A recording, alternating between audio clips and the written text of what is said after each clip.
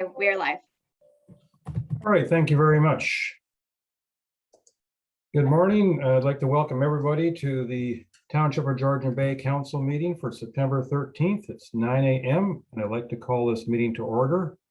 And I'd like to note that Councilor Rienko has advised us that he hopefully will be joining us within the next half hour to 45 minutes, but unfortunately has a delay in getting into the council meeting. In the spirit of reconciliation, we wish to acknowledge the enduring relationship between the Indigenous peoples and the territories they traditionally occupied. We recognize and deeply appreciate the historic connection they have to this place, the land, the water, the sky, and all that live on it, in it, and above it. We are grateful for the opportunity to meet here, and we thank all the generations of Indigenous peoples who have taken care of this place and who continue to care for it. And we want to show our respect. Hundreds of years after the first treaties were signed, they remain relevant today. May they guide our decisions and our actions. We commit to learn, to educate, to honor sacred places, and to take actions towards real truth and reconciliation. And I want to add, as a personal aside, we're in the midst of a federal election campaign, and I must say I'm very disappointed how little Indigenous relations have come up in the discussions that we've heard to date. And I strongly doubt we'll hear too much about in the next week. And I think that's a sad reflection on all of us, not just because of the unfairness to the Indigenous people, but also because of how much we can learn from them that we are failing to do. Okay. Councilors, do you have any declarations of pecuniary interest or any conflicts of interest that you would like to declare at this time, or that you believe you should declare at this time? I'm seeing head shaking or no motion at all. So, Councilor Douglas, your hands now. Yeah, I think on this agenda somewhere, I think I saw something about rentals. A discussion coming up. Am I right about that? Did I? Sorry, about rental cottages or rentals in the township? It's on Wednesday, committee of the whole. It's on Wednesday. Okay, thanks. Yeah. Thank you. Yeah, well, I'll ask you again between now and then. All right. With that, we have a delegation from Dr. Pat Chow-Fraser, Jackie Vinden, and Mary Muter. So I believe if I can count on our clerk's department to get them into the meeting.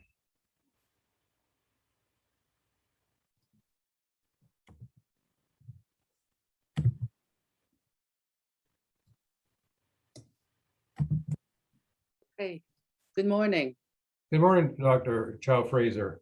I know that you have a couple others joining you. I would like to just inform you off the top that we have a rather full agenda and we have a time slot of 30 minutes allocated to your presentations and any questions that councilors may have. Right. Thank you. So with that, I'll let you go ahead, please. Okay.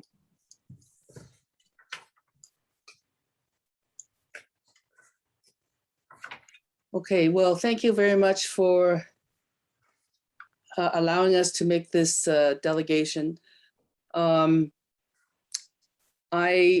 just wanted to update the council on some of the results that we had collected this past summer. And I just want to, I'll reiterate that these are data that are as of the end of August. We actually did some sampling in September as well, and those data are not included in this. So I want to make sure that I acknowledge my co-presenter, Jackie Vinden, who is now a master's student.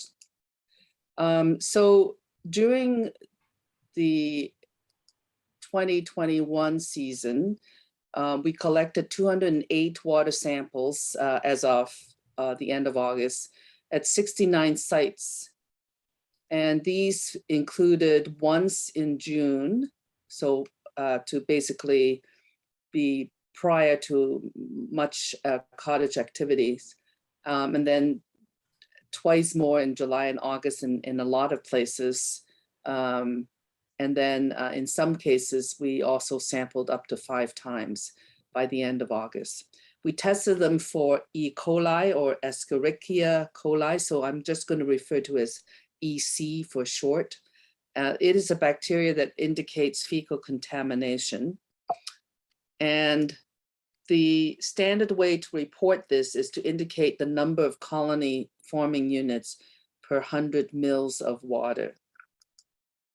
So the guideline for recreational use of water by Health Canada is that when 5 or more samples are collected, we should have a geometric mean below 200 colony forming units per 100 mils.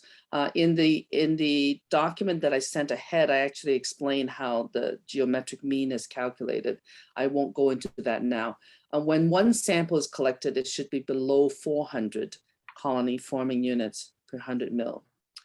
Carl Schaefer, whom I'm sure all of you know, wrote in a report in 2009 that instead of using Health Canada's 200 CFU per 100 mils for five samples, we should actually use a much lower threshold of 10 CFU per 100 mils to preserve the pristine nature of Georgian Bay. So if we apply the Health Canada guideline, we'll see that for a single sample, so this is a maximum value, we have 3 sites within Georgian Bay that exceeded this. And that's the sites are 1008, 2080, and 2082, which I can show you in closer up here. In the 1008 is the marina north of Picnic Island. Just so for the sake of, I know that different people call it by different names, so we're just going to call it the 1008, noting where it's located. And then the Macy Bay wetland, which is sites 2080, 2082. So this is the Macy Bay development area. And this is the wetland that's immediately downstream of that. And we have some very, very high values, 719, 6,300, 6,400 almost. And so note that this sample was collected in where there was open water, whereas the site 2082 is actually within cattails and emergence. We generally expect that to be a little bit lower because the cattails and emergence do actually allow things to settle out more. And then if we look at numbers that are between the 400 and 100, and 200, this is in this area, we see that there are 4 sites, and then between 100 and 200, there are 3 sites. So I'm going to be showing that in the next, the close-up. They are Brandy's Cove with 237, Macy Bay wetland again amongst the lilies floating. That is actually different from the wetland, open water and emergent. There was also one in Freddy's Channel in Cognachine and the Bloody Bay in 12 Mile Bay. Between around the Monument Channel, just north of Galbraith Island, we had some numbers that are between 100 and 200. Out of Macy Bay wetland again, in that outside of the Macy Bay development, and then the golf course point in Oak Bay. We have, now these are all values that are below 100. Potato Island wetland, Borey Island on the eastern side of it. In North Bay in the South Shore, Potato Island wetland, and one of the Dockridges Bay, Frying Pan Bay. So I'm just showing you now, I think there's good reason for using 10 CFU per 100 mil as the E. coli as sort of a standard for Georgian Bay. You can see here all of the green dots. These are all places that we had sampled that actually had values below. There were sites that were considered contaminated by Schaefer's is above 10 per 100 mils are shown in yellow circles. So there's anything above 10. You can see that 80% of the 208 samples had less than 10. And in fact, 66% of those had fewer than 1, or basically 0. And we can see that the most contaminated, if you want to talk about the, in terms of the proportion of the samples that were tested as being greater than 10, occurred in Honey Harbor. So finally, I just wanted to show you these are all in red and bolded are the samples, are the sites where we sampled 5 times. So these meet the minimum standards for the Health Canada determination. And we can see that there are some sites here with 4 that will probably be 5 by the end of September. You can see, well, you can't see in here, but there are high variations in these numbers at a particular site that had been sampled for 5 times. And most of this is related to storm conditions, especially during the summer in July and August. They're much higher than those in June. In fact, all of the ones that exceeded the Health Canada guideline occurred during a storm event.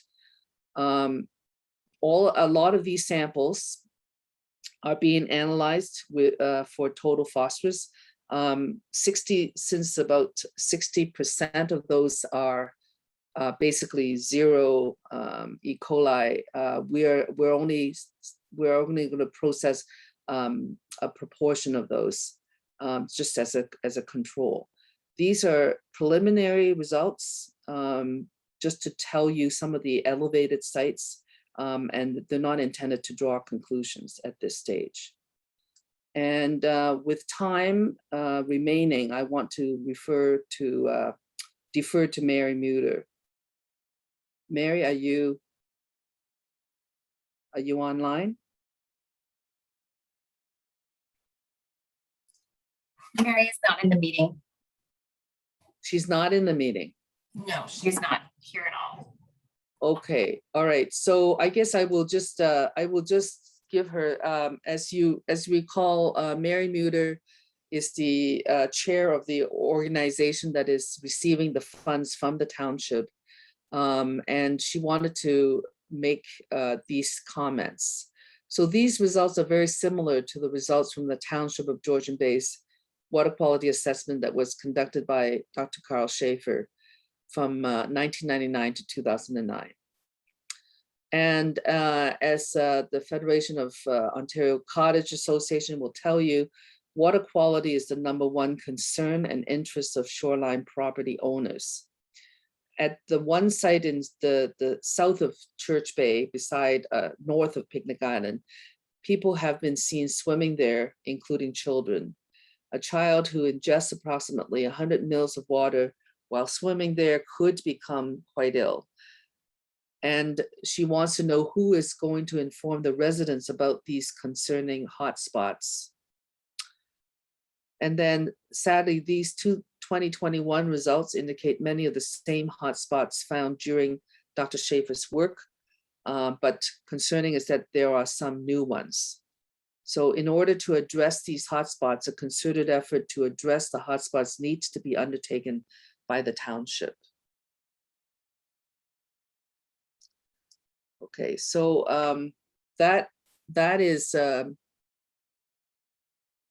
it's unfortunate Mary isn't here, but she would have been able to elaborate further on this. I feel that as a person that is doing the independent survey of these results, that it should be somebody else, like the Georgian Bay Great Lakes Foundation, who should bring to council or at least ask council on what needs to be done when you get these results. Okay, well, thank you very much for your presentation, Dr. Chow Fraser. And I'm going to turn it over to council to see if anybody wishes to raise any questions. I see Councillor Jarvis followed by Councillor Cooper, please. Thank you, Professor. This is really very interesting information. I'm really curious. The Macy Bay data, I know we're not supposed to be drawing conclusions, but that's pretty revealing information considering, to my knowledge, there's no development there per se at this time. Do we have any idea on what could, and again, I know we're not supposed to be drawing conclusions, but do you have any idea what could be causing the numbers that you're showing in your data? Well, we there there is a historic the lagoon that is just to the north and west of that wetland. I believe could still be a source, and especially because these occurred during the tremendous rainstorms that occurred in July and in August. You remember some of those huge storms that we had experienced. There is a possibility that with tracking, with more, detailed tracking, that we can find out what that is. Plus, we could also collect samples to do that. There are micro techniques now, microbiological techniques to determine the source of the DNA, whether it is human or if it's wildlife. But I would say that if I were to get these results immediately, what I would suspect are any particular sources that could be leading to that. And so you would look at either septic systems or, lagoons or of any sort in that neighborhood. But again, I don't want to say that I have any data to indicate that. I'm just giving this as an example for follow-up. No, I understand. If you don't mind, Mr. Mayor, a follow-up to that. Would it be possible, would you have to go on to the lagoon in order to do a tracing on this?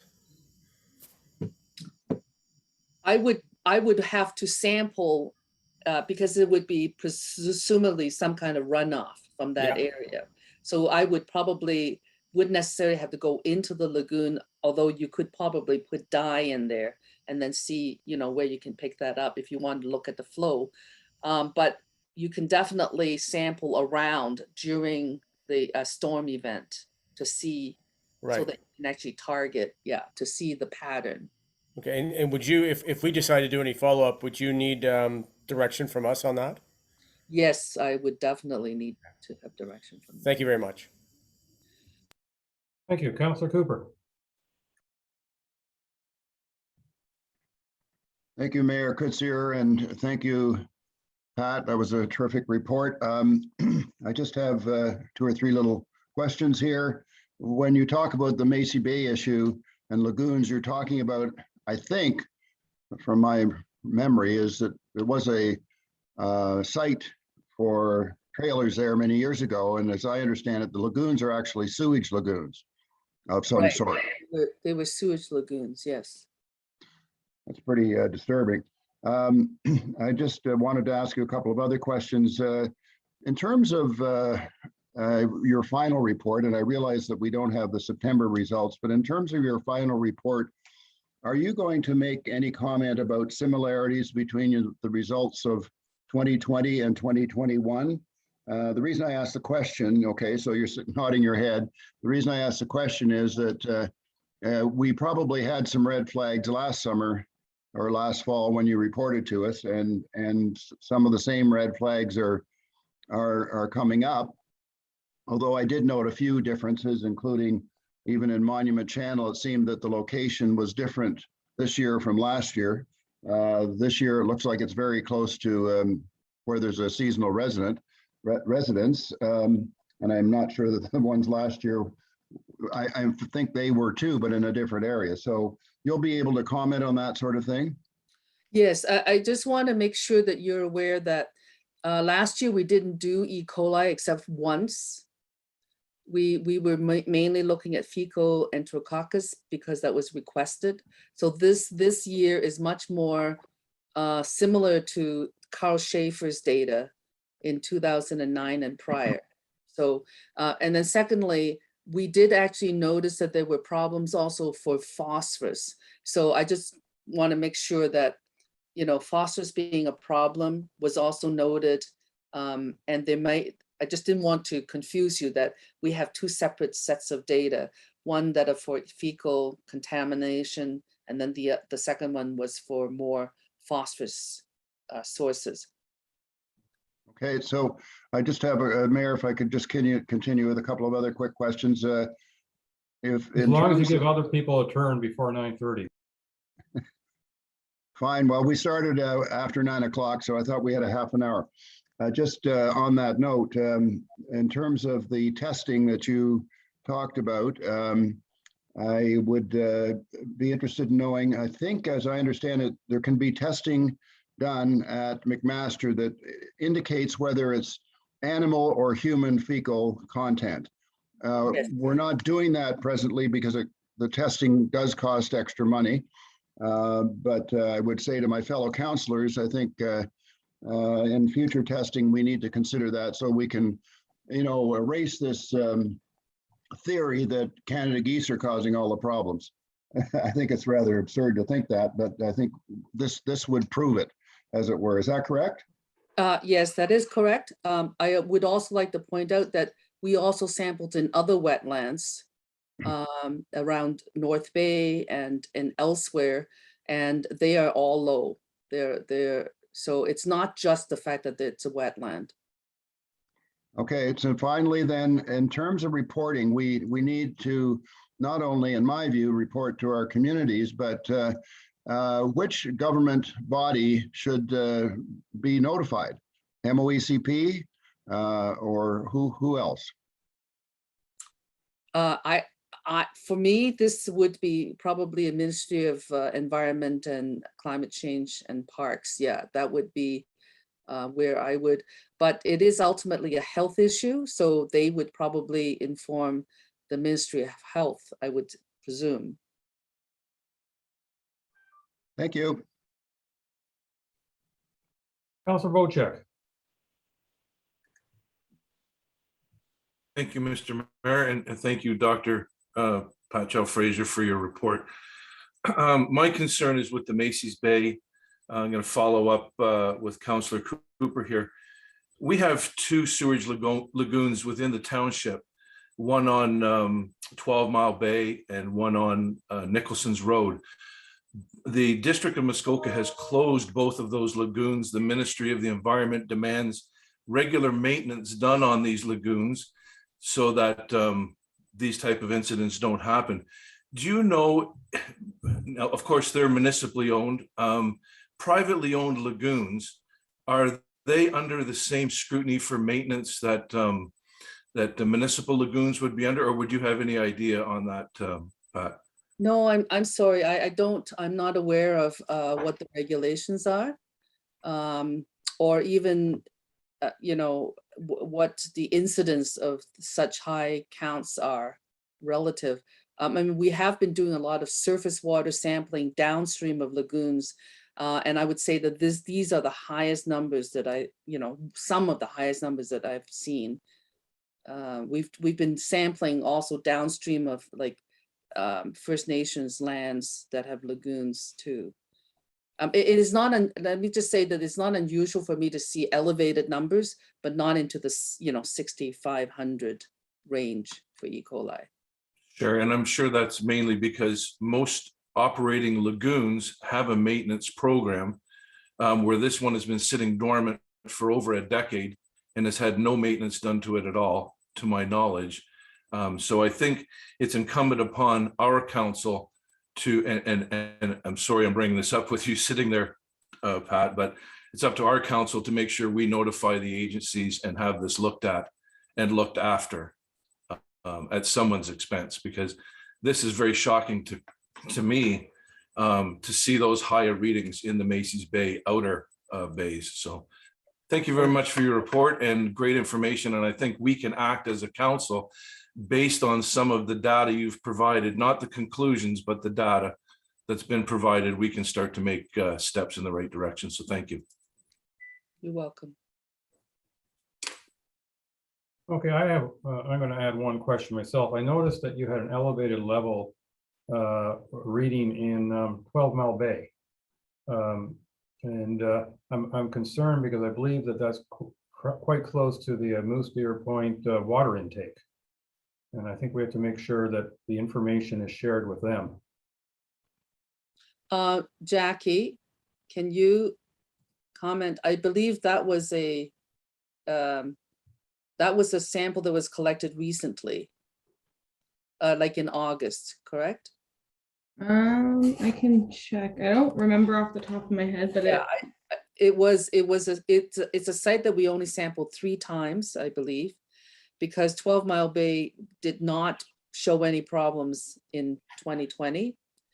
And so we only started we did a regular survey at least once at all the sites, but then we started to see more elevated numbers, and that's why we started to include that much more. You comment, I believe that was a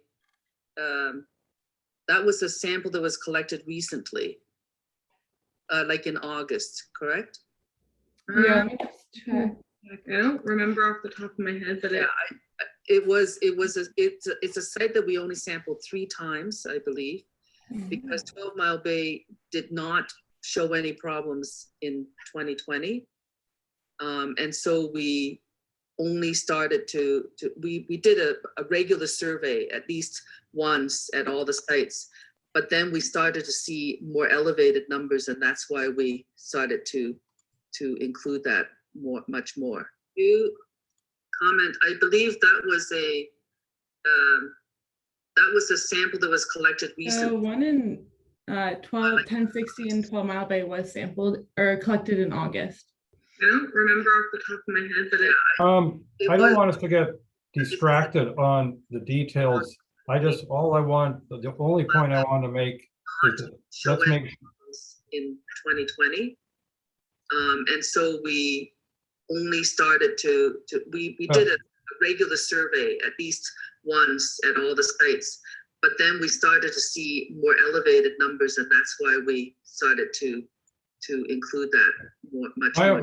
Ms. Muter, my only point was that I think excuse me. I believe Recording, Peter, the recording's in a loop. Okay, well, it's now gone. The only point I want raised from all this is I want this information shared with Moose Deer Point one way or another, because I think it's something that they should be aware of. Yep. Councilors, any other comments or questions? Councilor Hazelton. Yeah, I'm concerned about the results, but I guess one of the other concerns I have is, unless I'm mistaken, the marina organizations in Ontario that coach marinas in effective ethics tell their marina operators that they should not allow swimming anywhere near their marina. And yet Church Bay is essentially one giant marina, incorporating at least a couple of cabin resorts, cottage resorts, along with Picnic Island. And people sadly swim in those waters, and with the results that Dr. Chow Fraser has surfaced here, which, by the way, are also, as she's mentioned, consistent with what Carl Schaefer found years ago.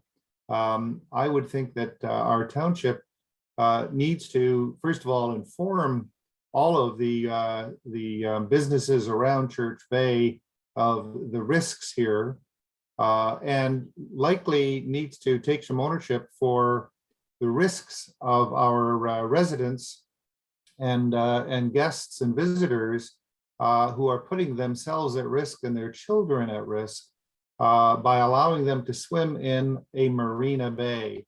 So I would really welcome staff taking an action item on this to see where our liability begins and ends, because it's our township. We now know officially, we've known for 10 years of this problem, but thank you, Dr. Chow Fraser, for bringing this back to our attention. So we now know that this is a high-risk bay.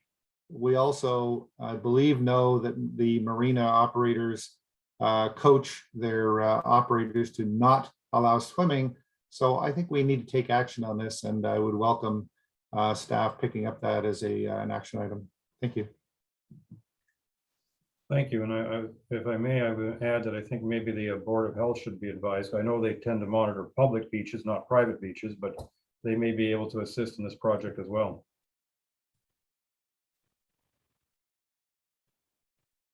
Any other comments from any of the councillors? And welcome, Councillor Wainko. I see that you've been able to join us. I'm glad of that. All right.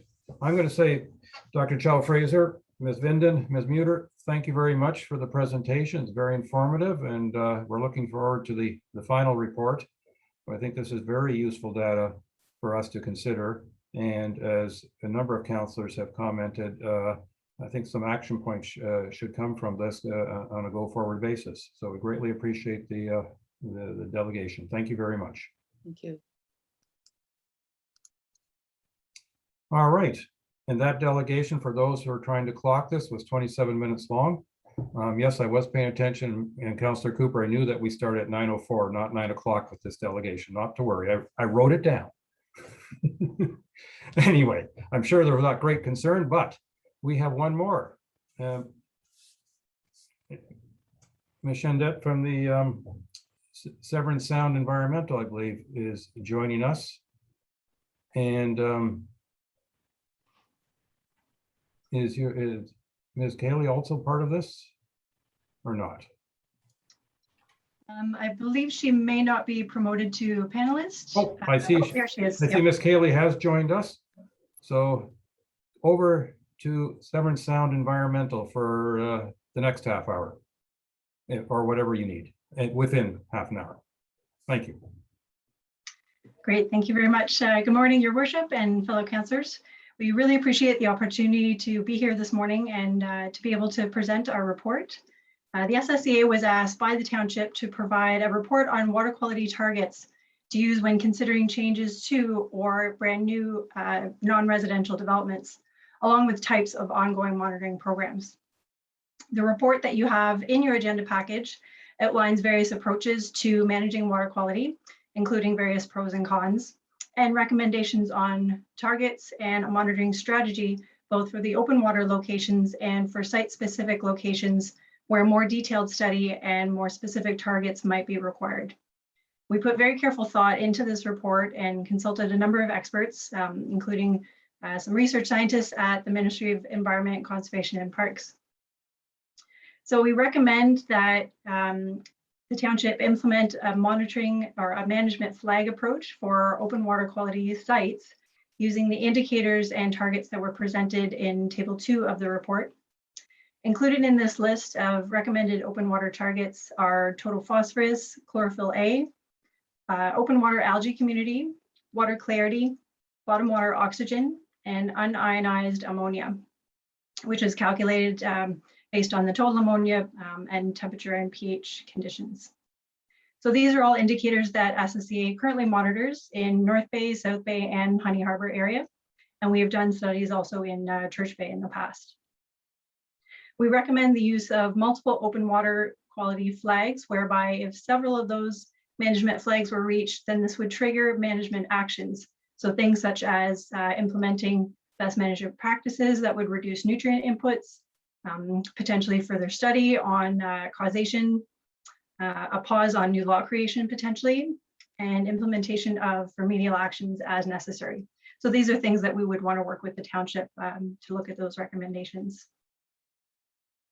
For sites that might be impacted by specific developments, we recommend implementing pre-development groundwater monitoring where that might be appropriate, and also pre and post-development surface water monitoring using the indicators and targets that are in Table 3 of the report.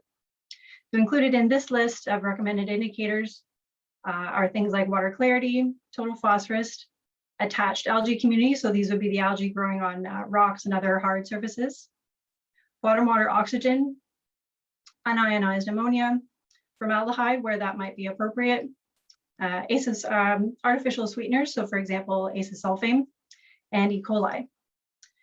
Some of these site-specific surface water monitoring requires a more tailored approach, and not all of these indicators might be required. It should be done ideally pre and post development, and should also ideally include a nearby reference sites that would be unimpacted by the development. In the case of proposed expansion to septic or lagoon systems, we do recommend groundwater sampling to be undertaken where that might be appropriate. So for example, if there's not bedrock sort of in the path from where the lagoon or septic system is between that and the lake. But we do recommend groundwater sampling to first determine whether contaminants are in fact reaching the lake under pre-expansion conditions. So that would be a good first step. So I won't go too much further in depth. You have the report there, but I just wanted to highlight some additional recommendations that came from the report. So these include for developments on or near the shoreline in areas that are not as rocky, requiring a thick vegetative buffer of native species. So really to help with runoff and sort of capturing some of the nutrients and bacteria. Requiring risk management plans for any potential development impacts that are identified. Taking into consideration the current high water mark and the fact that this might need to be updated in the next few years as some of the new science projecting future water levels starts to become available. Not allowing voters to use domestic holding tank deodorizers that contain formaldehyde. So this can become a problem where waste management systems are accepting those holding tank wastewaters. Encouraging adoption of low impact development practices to promote infiltration of precipitation. So things like rain gardens, tree planting, greenways and park spaces, bioswales, wetland preservation, rainwater catchment, and this can take various forms, and porous pavement. So just as a couple of examples. And implementing an in-depth septic inspection program for shoreline properties, both commercial and residential. Cumulative non-point source impacts from non-residential and also residential developments can contribute to a deterioration of water quality. And we do look forward to working with the township to use the targets and approaches that were recommended in this report in order to protect water quality in Georgian Bay. So with that, I will wrap up my summary and I would be happy to take any questions on this. Thank you very much. Appreciate all the information. Council, anyone like to lead off the questions? Councilor Cooper.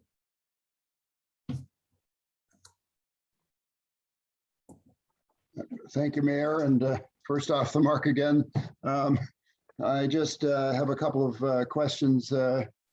Aisha, for starters, how many tests have you conducted in the Township of Georgian Bay in the last year? So through your worship, within the last year, so we go out every 2 weeks during the open water. So we were able to get started the last week of May this year. So that would probably bring us up to 8 or 9 open water runs. Is that 8 or 9 locations or 8 or 9 tests per location? So that would be 8 or 9 sampling events. So we do 3 locations across the Honey Harbor portion of Georgian Bay Township. And so those would be sampled. I wish I had the exact number, but let's call it 8 times so far this year.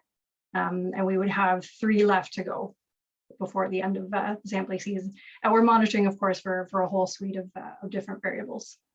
So if you could just, because you haven't got the data in front of you, send us the stats in terms of number of locations and how many times and what you're just, on a very simple sort of grid, that would be very helpful. And a couple of other quick questions. You talked about groundwater sampling. What do you mean by that? So this would basically be using fairly simple piezometers. So they're, just a fairly small hole that's drilled into the ground until you hit the groundwater table, and taking samples there. So you can sort of do it in, if you think of where a septic system as an example, where that might be located. And if we have a sense of what direction the plume might be heading towards the lake, then you can sort of put some of these piezometer monitoring wells in along that course down to the lake and actually measure, anything that you measure in surface water, you can also measure in groundwater. So it gives us a sense of how much contaminants are actually moving and sort of in what concentrations. So just to follow up on that, given that 90, probably 5% of Georgian Bay is Canadian Shield, are you drilling into Canadian Shield? No. So yeah, these would be that's not happening here then. in locations where there is enough overburden. So around a septic system site where they may have put some additional overburden around it, you could monitor some of those locations and where some of the sediment has built up. But for sure, I mean, it would be limited in where you can do that type of sampling. For example, like Port Severn. Yes. Yeah. Final question. What, if anything, is your organization doing about municipalities that support your activities like Midland and Panatang? What are you doing to draw attention to the storm water overflows in those communities? And what are you saying to their councils to stop that? Because those overflows are going into Georgian Bay, as I understand it. Mm-hmm. Yeah, so we have been working with those townships as well to recommend, similar practices, especially in terms of stormwater management. So we do provide comment when we're asked on some of their development proposals as well. And we recently, in the last couple of years, hosted a low impact development workshop. So municipalities from across the watershed, including Midland and Penetanguishene, were invited to come to that workshop and learn about some of the low impact developments or development practices that we really want to see across the watershed to start to reduce those types of impacts. And I know both of those municipalities are working really hard to prevent those overflows from happening. They're monitored very closely, and it's really a last resort on their part. So it's not something that they're wanting to put into the bay by any means. So they're definitely looking at ways to reduce those overflows. Are you working with MOECP and reporting on this? That's something that happens between the municipalities and MECP. We're aware of the results, but it's regulation-wise, that's something that they handle. Thank you. Thank you. Any other councilors have? Councilor Jarvis. Yeah, as with the previous presentation, I have a concern now. Previous presentation mentioned E. coli issue off of Macy Bay, and possibly as a result of a sewage lagoon that's been closed down for a number of years. And now we're looking at a situation where we may be having, or may be able to, or may be suggesting or doing some monitoring on land that is not ours, it's private property. Is that possible to get access in this type of a situation? Do we have to seek permission? Do you know? Through your worship, I do believe you would have to get permission for that. And I mean, the only thing I can think is if MECP had a reason that they could somehow access the property without that permission. But I'm not going to speak for them, and we'd have to look further into that. But yeah, I do believe we would have to get special permission to do any of that kind of sampling. So let's follow up, Mr. Mayor, if that's okay. And that, so as with the previous presentation, how do we, what's the best way to, do you have recommendations on the best way to move forward on this? Should we be just working through the MOECP and get them involved directly? Or I suspect that if a homeowner, some homeowners are going to be reluctant to let anybody onto their property is what I'm getting at. So, or property owner for that matter. So I'm just wondering if there's a way of doing this without, when permission is not granted, and what the process would be. For sure. And I think the first step would be to try to work with a landowner and look at education. And, obviously that's kind of our primary goal is to not have to force people's hand at all. And and try the education route first. And if that fails, then maybe having to go through the MECP to get some of those permissions. Thank you. Councilor Hazelton. Thank you for your report here. I'd like to, first of all, I have a ton of comments, and I'm not sure this is the forum to go through those comments. But I see that the real focus here was water quality considerations for non-residential development in the Severn Sound portion of the township of Georgian Bay. I think what the intent of the ask here is to give our township and our staff and our council something that we can work forward with, getting to legislation that will protect the waters of Georgian Bay in and around the township. And I'm not sure we're quite there yet.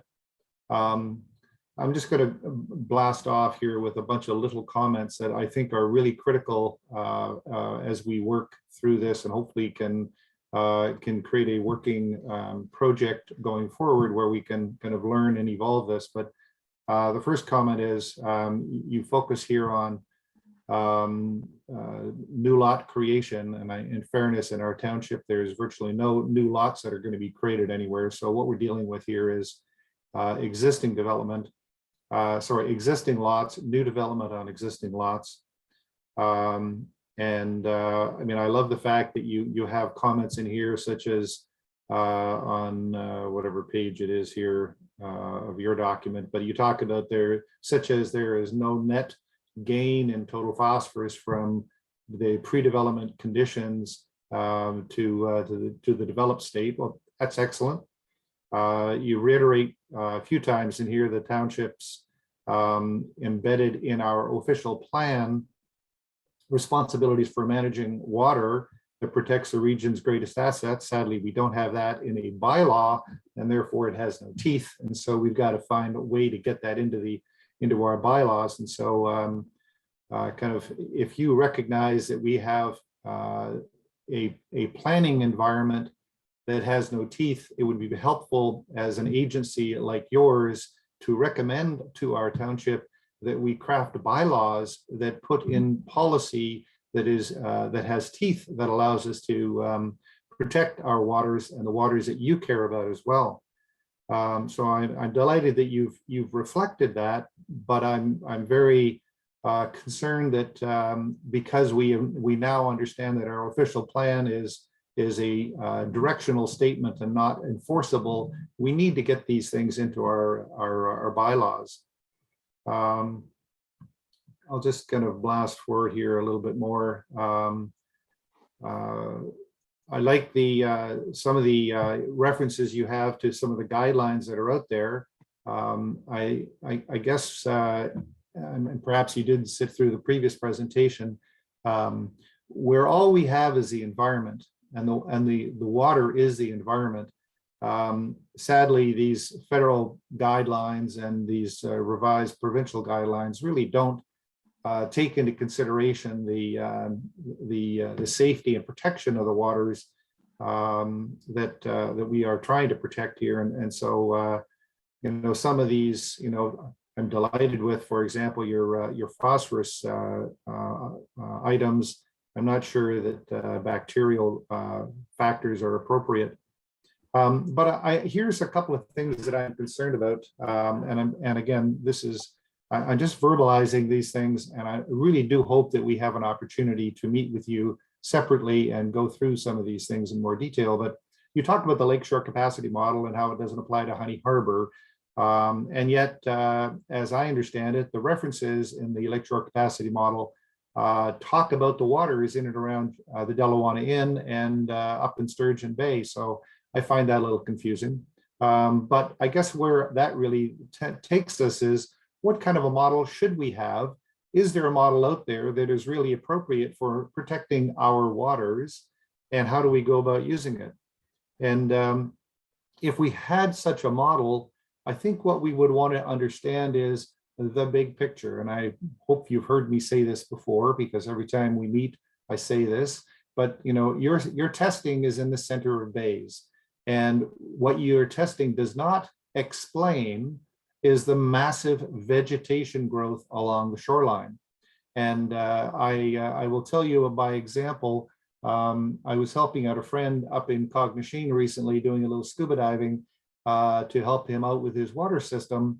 And I couldn't help but tell him and reflect back that 25 years ago, when I was scuba diving out in the waters in North Bay, it was just like the waters in Cognachine. And so cottagers in Cognoscene, stand by, beware, in 25 years, you too will have massive aquatic vegetation growth in the waters in front of your cottages if we don't do something different than what we're doing today. I don't know what that needs to be exactly, but I just want to kind of throw the flag out there that things are changing aggressively, and the human factor, I believe, is one of the key elements of it. Anyways, there's just so many things in here that I think we need to discuss, perhaps in a focus group, because what really needs to happen is we need an organization like yours to bring your expertise with strong specific recommendations on what we can do as a township to protect our waters. And so this report, I think, is a good first step, but let's not leave it there. Let's find a time for those of us who are passionate about this, and perhaps I am, that we can get together and take some of the content you have in here, but also focus on some of the other factors that I've referred to, so that we can get to a point where you can suggest or perhaps recommend township, if you had a bylaw that said this, you would be truly protecting your waters, and that would be in sync with the things that we, Severn Sound, have done in the past to reduce the problems we've had in Severn Sound. We're not there yet. This report perhaps is a step in that direction, but I would really encourage us to make the time to talk about this again very soon, so that we can start to get to those kinds of actionable policies to protect our waters going forward. Thank you. Thank you. Any other comments from any of the other councillors? I find myself agreeing with Councillor Hazelton. I think this is a very good report, and we've got to keep moving forward with it, because I think all of us on council understand, as do most of our residents, that protecting our waters a top priority has to be, because without our waters, we're not the township of Georgian Bay. I say thank you very much for your presentation. It's greatly appreciated, and all the work that you've done for us, and look forward to working with you further in the future. Thank you. Thank you so much, everyone. All right. Now to get on with some of our more regular business. The first, I think those delegations are extremely important. I have a move by Councillor Brian Bochek, second by Councillor Peter Cooper. Be it resolved that council adopts the consent agenda of September 13th, 2021 as circulated. Are there any amendments, or can I just call for the vote? All those in favor? And that is carried. Thank you. Which means some of my following agenda. Mayor Coots here. Can I just bring up one comment? Please. The consent agenda includes the minutes of the meetings. Is that correct? Yes. Okay, so what I'd like us to correct is is it C226-2021, or what, maybe it was the next one, but whatever it was, we have minutes that say Bill Davis was a prominent local cottager on Go Home Lake. And that is not the case. He was a prominent cottager in Cognoscene. And just being a little anal in accuracy here, I would like to see those minutes corrected. Karen's giving me the thumbs up, so I'll step aside and let you go. Thanks. Well noted, Councillor Hazelton. But Ms. Way, I trust you can follow up on that without us going through. And okay, I greatly appreciate that. Thank you. Okay. Continue, Worship. Yes. Ms. Way. Page 13. Sorry? Flipping pages.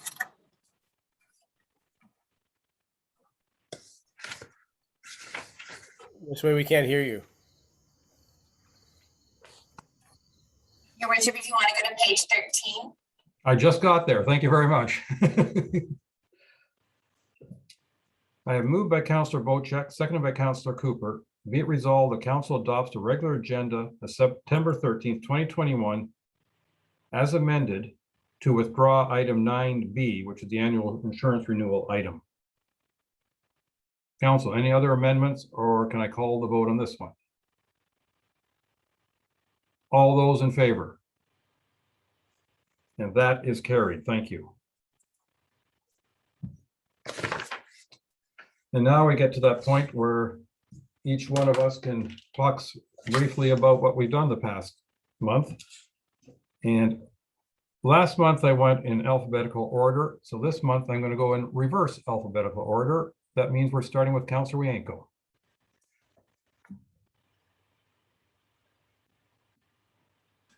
Oh, thank you. It was somewhat of a quiet time in the last month or so. We had some action on the container cottages thing, and I've been working with a few people on that. I guess we all been doing that. I've had a few issues to do with district roads, and those comments or concerns were passed on to the district. And most of the activity that I did in the last week or so was complete my inland water quality sampling program. And this morning I shipped off the samples to North Bay for low-level phosphorus sampling. So basically the last week or so I've been basically sampling water. So, and that's about it for me. All right, thank you very much. Councillor Jarvis. Committee of Adjustment, I'd like to, I guess, commend our planning department. Committee of Adjustment's getting applications in that are very, very complete, which is really nice to have when we're reviewing them for discussion. So I'm really, really happy with the planning department in that regard. So those meetings go quite nicely. Other than that, had the Cognizant Cottages Association AGM in a well spaced out environment at the old outside community church grounds. It was well attended, and our mayor was there and talked, which was great. And then, of course, I did view in on the core services review session on the 25th, and I guess we had about 4 or 5 members of the public there. I did get comments afterwards, particularly from the CCA, that they were late being advised of this review. I don't know what happened there, but anyway, it was interesting listening in on that. That's it. Thank you. Councillor Hazelton.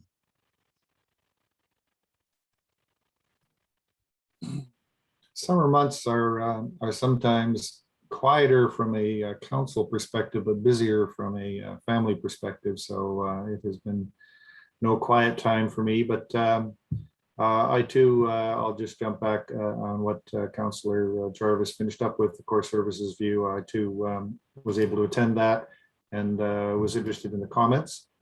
Sad that there wasn't a lot more participation, but I guess that's somewhat typical of the community looking for their elected representatives to carry the ball, so to speak. Had fielded a lot of comments about resident complaints about a variety of things. I also had an opportunity to spend some time on the phone with Cody Avery, our bylaw enforcement officer, and found him to be extremely knowledgeable, very helpful, and so I'm delighted that he is there. I think that there are challenges that we have in some of our bylaws that need to be evolved. Perhaps they are not truly reflective of the community at large. So that was certainly interesting from those conversations and the interactions I've had with the members of the public. And that's that's probably all for now. Thank you. Okay, thank you very much. Councillor Douglas.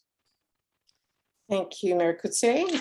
It's been a reasonably busy month for me, starting with the parking lot at Miners Bay still being a bit of a problem, and actually has escalated a little bit to now people are taking lug nuts off the tires. So that takes it to a whole different level, I would say. I don't know how far they've gotten with the OPP on this because I've heard nothing come back as feedback, but I do hope that that's being looked into because that is a big concern of our constituents in this area. Just generally had a lot of conversation with constituents this month. And I got a really nice email that was sent, and I'm not going to read it, but I have permission from the person that sent it. And it was sent out to the staff, our director of operations and his staff and myself. And it's basically coming from Steve Shell, who's a long-term resident up in MacTier, a long-term volunteer in both his time and financially to the community. And he's always been one, I will say he will vocalize when he doesn't feel our services have been up to snuff, but he's also the first guy to send out a note, a really good note such as this.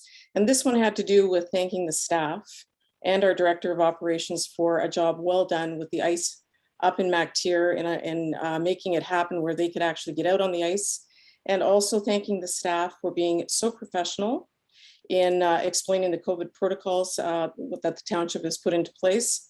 And he truly just thinks it's a good positive direction for the township with the new staff and the way they handle themselves. So that was a really nice thing to hear. It started off as reasonably quiet with my constituents, and then got quite busy towards the end with what I would say well over 65 comments and communications via telephone, texts, and drop-ins to my dock in the past week, mostly to do with smear campaigning, which has already started by the looks of it.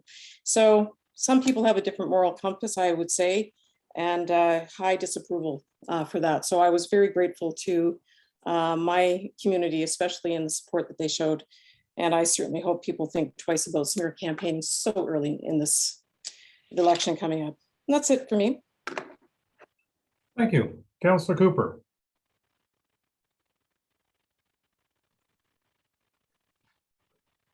Thank you, Mayor Coetzee. Yeah, busy month, a lot of interaction with people in my community up and down the coast. But typically other activities, including district meetings, of course, with health and community services. Attended a couple of fairly well-attended events, one on August the 14th. It was a fundraiser for the George Bay Land Trust. And they raised $15,000 in an event. So that was pretty nice, given it was just basically a cocktail party. Everybody was to be vaccinated fully. So I think that happened. I did attend, as pointed out by Councillor Jarvis, the AGM for the CCA, Cognizant Cottage Association. And of course, a number of other council, special council meetings, core services meetings, and on it goes. Meeting with individuals from the province of Ontario and the district with respect to the potential for an education center in Honey Harbor. Spent quite a bit of time stewarding an adjacent GBLT property to me, including trying to warn people about bears that seemed to be over on Lizard Island picking cranberries. The bear stayed actually a day and a half there. There were a lot of cranberries, so he had a good time. What else? I think I'll end that with my bear story. And thank you. Thank you. Councillor Wojcik. Thank you, Mr. Mayor. Few points here for last month. I met with the ownership group at the Severn Marina in Port Severn about the redevelopment of the property, and their reason for the meeting with us was to find out what the township would be interested in repurposing that property for. And basically suggested to him that he meet in a pre-consultation process with our planning department, and always to remember that the environment is number one in this township, and anything to improve would certainly go a long way with any development. I attended the core services review meeting during Zoom, where I thought the attendance was poor, but the quality was quite good. I think there was a lot of good thoughts brought through from Brian Stewart about retaining staff, especially in the planning department. Met with cottagers to answer many emails about the floating sea cans on Little Lake. Of course, this is in my ward. It's a big issue that we're going to be addressing as a township, but basically calming the waters and letting everybody know that we are not turning a blind eye to this, and we're doing everything in our efforts to mediate this. Conversations and emails with the 6 Mile Lake, two associations, the Cottage Association and the Ratepayer Alliance, about moving forward with changes to the community plan during the official plan review. And hopefully the passions of both of these associations will come forward, because what I get out of all the conversations on 6 Mile Lake, everybody's passionate about the lake. They just have different ideas of how they'd like to see it grow. Communications and email with Oak Bay regarding control measures and the installation of speed bumps. Everything's to be going well over there. Maybe a little closed circuit Grand Prix racing around the clubhouse, but that's going to get dealt with in the future.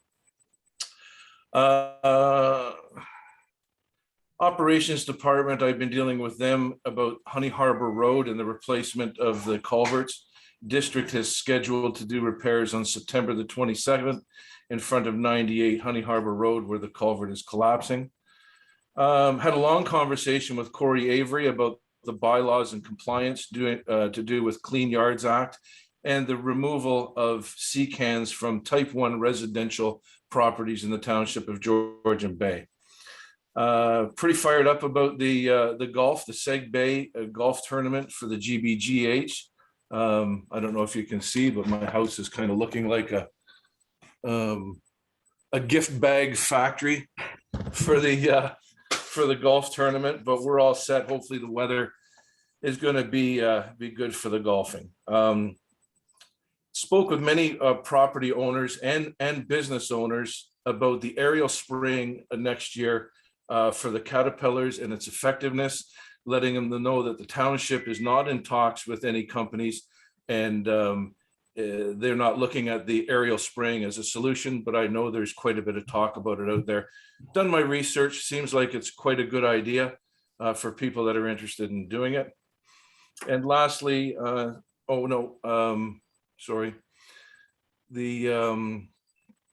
met with Parks Canada representatives about the reopening of Lock 45 Bridge.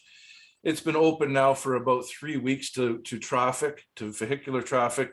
My conversation is more about the pedestrian traffic and when things are going to be cleaned up and brought back to normal, something very important to the people of Port Severn. And lastly, spoke with a lot of residents on Georgian Bay concerning the heavy garbage pickup. They're very upset that the district is not carrying out the barge pickup. It was promised in 2020 for obvious reasons, COVID. It wasn't a concern everybody understood. However, curbside pickup continued without interruptions. Now in 2021, things have opened up for the most part, but still no barge pickup. And they have 3 years of garbage out on Present Island and some other surrounding islands. District has offered bins on shore. So people are going to gather up what they can, but they can't really figure out a reason why district is hiding behind the COVID excuse for sending a barge out there to pick it up. I will continue to work with district to see if we can't get that resolved for 2022 and make sure that heavy garbage pickup is done in 2022. That's my month. Thank you. All right, thank you. This discussion about district garbage service may come up on Wednesday if we get a modification to our agenda that I think could be coming. I had a very busy week, week as well, but it started very pleasantly. Cocktails on the Lizard on August 13th on an exceptionally windy day. Who knew that trying to get off that island with your boat without wrecking it was going to be such a challenge? But there you go. It happens sometimes on Georgian Bay.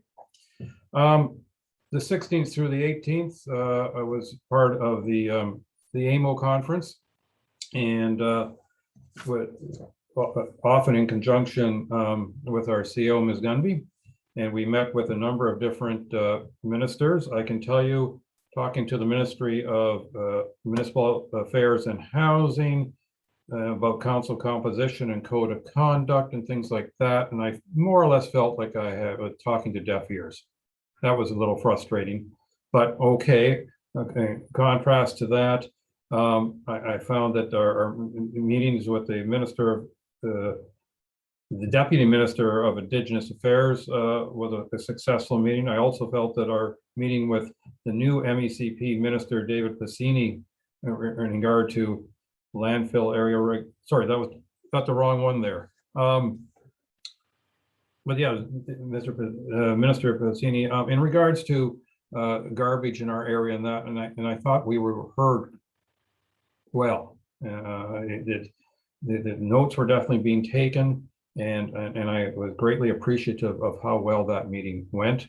Well, the results are yet to be seen, but they basically have said to us, put together some ideas to how they can fix it. They were open to change, so I thought that was very positive. Met with numerous other people and attended a number of the workshops and the ministers' forums. All in all, I'd say it was 2.5 days well spent, very informative. And even though some of the outreach was frustrating, other parts of it was I thought, very successful. On the 21st, I was in Port Severn, right next to the then not yet open bridge for the start of the Canal Pursuit.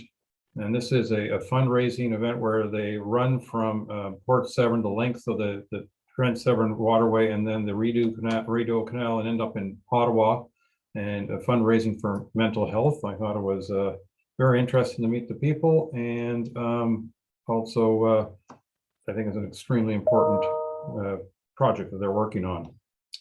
Then immediately from there, I went to the Cognizine Cottage Association AGM, being held outdoors, social distancing and all that stuff. And I thought it was so nice to actually have a live meeting with people that you could see. So I thought that was terrific. Now we've already mentioned the Municipal Core Services Review.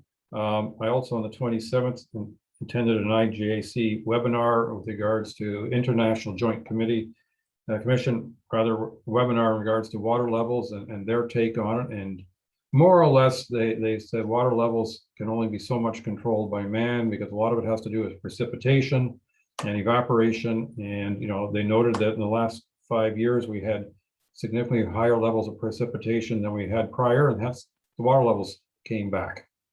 On the 28th, the Honey Harbor Association had a boat parade, followed by a barbecue. And again, it was very nice to be involved with something where you were in with other people. I quite enjoyed that.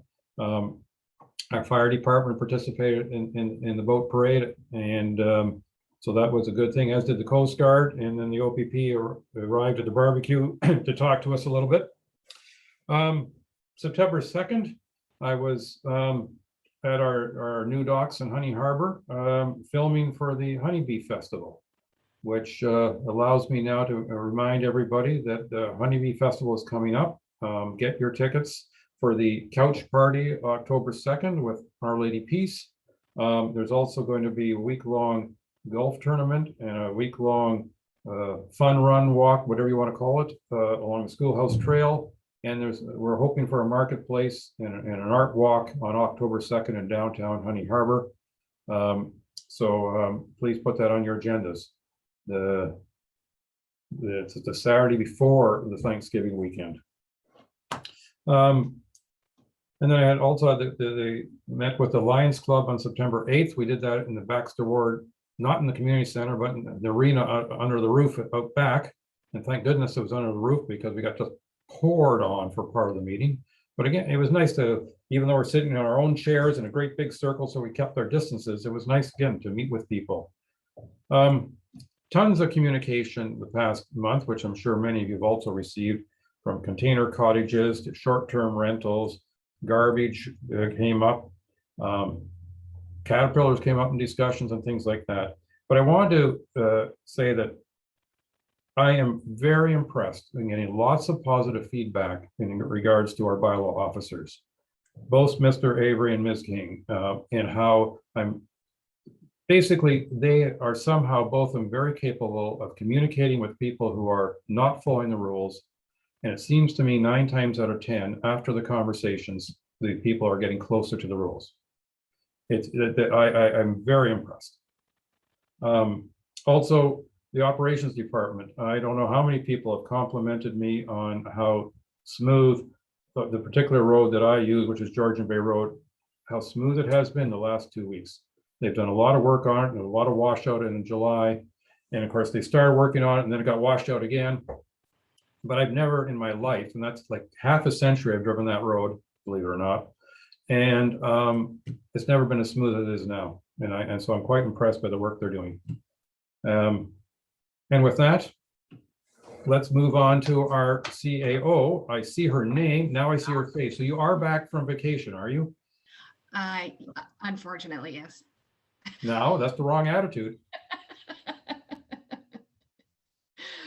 Thanks, Your Worship. Other than the same comments that you mentioned about AMO, which I echo completely, the only real thing I have to state is that our new Director of Planning, Christopher S. Bylaws, starts on October 12th. So his very first day, he gets to watch council, and but he's been watching a lot of the previous ones, so he already has a good idea of what council's dreams are, I guess, for the planning department and the directions that we would like to go. And on September 20th, our new junior planner and our new environmental technician will be starting as well. So by the time the new director gets here, we'll have a fully staffed planning department. Music to our ears. Yes, definitely. And I can take the director of planning off of my title now.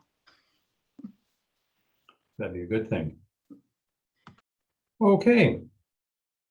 Now we get into staff reports.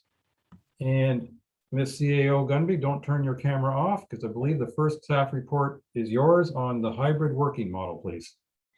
That is correct. Thank you, Your Worship. So this report, pretty short, but it's just staff are hoping for council's endorsement to create a sort of hybrid system when we do open to the public, which we still don't know exactly when that will be based on the numbers rising, and we're still not sure if we would be expected to do some sort of vaccination policy before opening to the public. So there's still a lot of unanswered questions, but because staff are clearly able to work from home, who are able to, so certain operations staff cannot do that, for instance.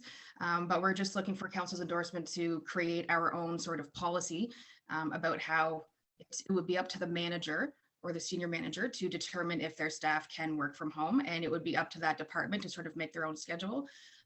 So in a perfect world, there would definitely be at least one person, depending on the department, in the office at all times. But as everyone knows, we're all still reachable and available to work when we're still working from home. This will help with, because we've added 4 positions recently, so it will also help with sizing and capability of the office as well. And we already have all of the technology. So this is we're just hoping that council supports this, this request that I think the majority of staff are in favor of. All right, thank you.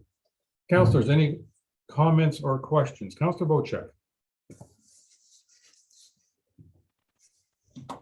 Thank you, Mr. Mayor. I don't really have a problem with supporting CAO Gumby's position on this. However, I've stated in the past that I believe team play is important, and I believe that everybody working in the same place has great value. So I would say during a state of emergency in which the township is still under, these policies should apply. But when there is no state of emergency, I believe all hands on deck at the office should be the status quo.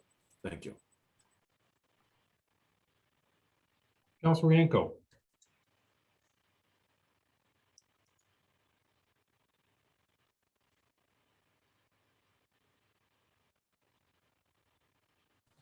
Okay, yes, sorry. I just want to follow up there on that. I agree that teamwork is important.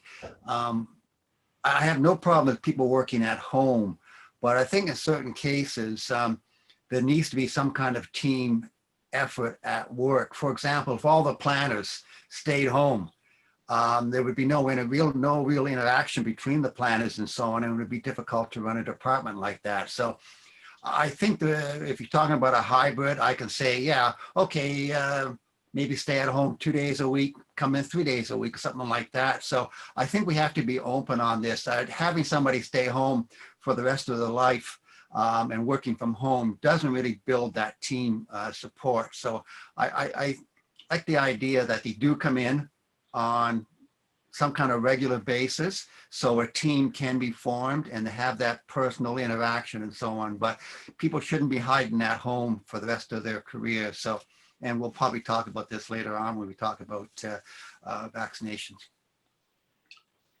Thank you. Councillor Cooper.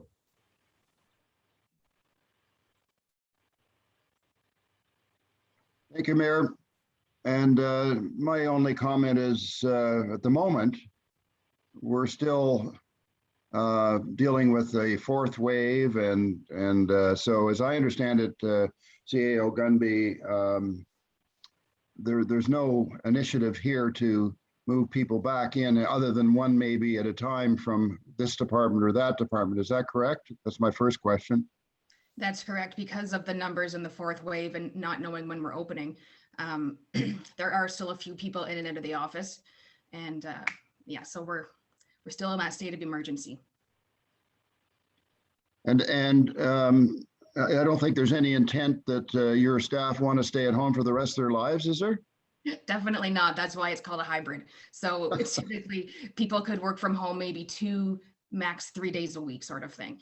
And it's an entire department would not be at home at the same time given. So there would be, depending on the size of the department, like I stated, there would be at least 1 or 2 people from each department there every day, depending on the size of the staff in that department. But your initiative is, well, it would be good to have somebody in a department, safety first. Correct. So this would not take place today if council approved it. This is just a heads up saying when we do open again, we would like to continue to have this option. And that could be anytime from now till the end of the year. Thank you. Yes, thanks. Councillor Douglas. Thank you, Mayor Kutse. Jessica, I think the hybrids, I think the initiative on this is great. I personally, having to deal with the staff as a non-counselor, I've had no issues whatsoever getting in touch with people when necessary through business capacity. So I think however you unroll this in a safe manner is something that we should leave up to your discretion. I'm sure that people don't want to stay at home forever. So I certainly have had no problem getting in touch with staff as a non-counselor. So I think everything's working really well and you've done a great job. Thank you. Thanks. Just a couple comments. One is I'm fully in favor of a hybrid working model for the rest of my life, because I think it's the flexibility is important for employees. I will also comment that I have found that over the last it's like 1.5 years plus now, that I've been most impressed by the amount of work being done by employees. Obviously, some of them are doing them in irregular hours because of family circumstances. I find myself coming to the office now and then, and for instance, I'm sitting in the office as I speak, because it has a better internet connection than at my cottage for this meeting. And when I came in this morning, I believe I saw 5 employees here. I don't believe I've ever been in this office the times I've come in where there's been anything less than 3 or 4. So there's always people here, even though it's officially closed. And so I think that our employees are being very responsible in how they use this. I mean, I've talked to a number of them, some of them who are here more often than others because it's easier for them to work here than at home, and others who are at home more often than they're in the office because it's easier for them to work at home or they don't have to commute. So I think the hybrid model works, but my question to our CAO is, do you need council approval for this? I do Technically? not. I just thought Okay. that it was respectable to let you know what we were planning and that you endorse it. Yeah, no, and I think that all council appreciates you bring this to us for discussion, but in theory, you're in charge of making everybody work and getting the job done. Mhm. Yeah. Any other comments from the council? Councillor Hazelton. I think it's the beginnings of the future. Sadly, COVID has caused a lot of negative issues in society, but the concept of remote work has been forced upon companies to explore, adopt, embrace. And I think that we as a township should actively embrace this kind of change that is taking place everywhere in the work world. And I would welcome viewing what the recommended plan is. I'm assuming that our CEO will want to tell us what she is kind of discussed and got agreement on with her team, but I see no reason why a hybrid model can't be made to work and perhaps be as good as or better than what we had before the COVID crisis. So thank you. Thank you. Councillor Jarvis, followed by Councillor Bochuk. Yeah, I just wanted to comment that I'm really happy that we have the respect of our CAO. It's nice to have that in hand. And I'm very much in favor of promoting a hybrid model, as Councillor Hazelton has just noted. It seems to be the way things are going to be going anyway, and the best way to adapt, work with it, is to adapt.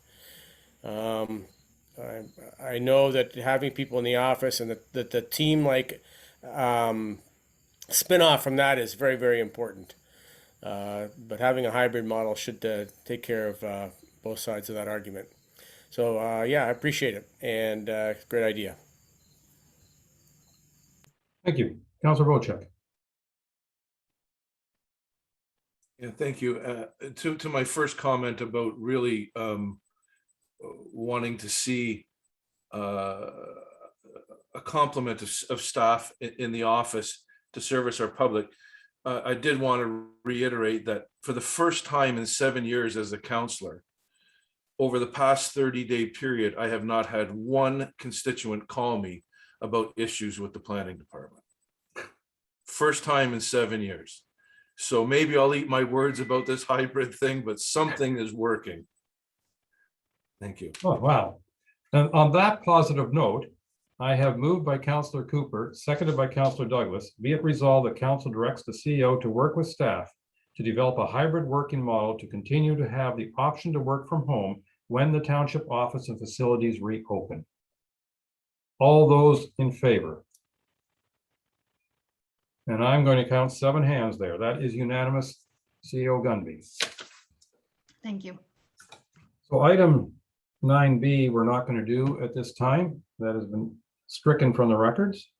And so we go to item 9C, Financial Service Report 2021-28, read the second quarter variance report.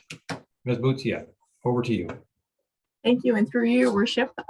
This quarterly report usually comes in the form of a consent report. However, there is a big overage that we need council's acknowledgement on this month. And that's why this report is not in the consent agenda this month.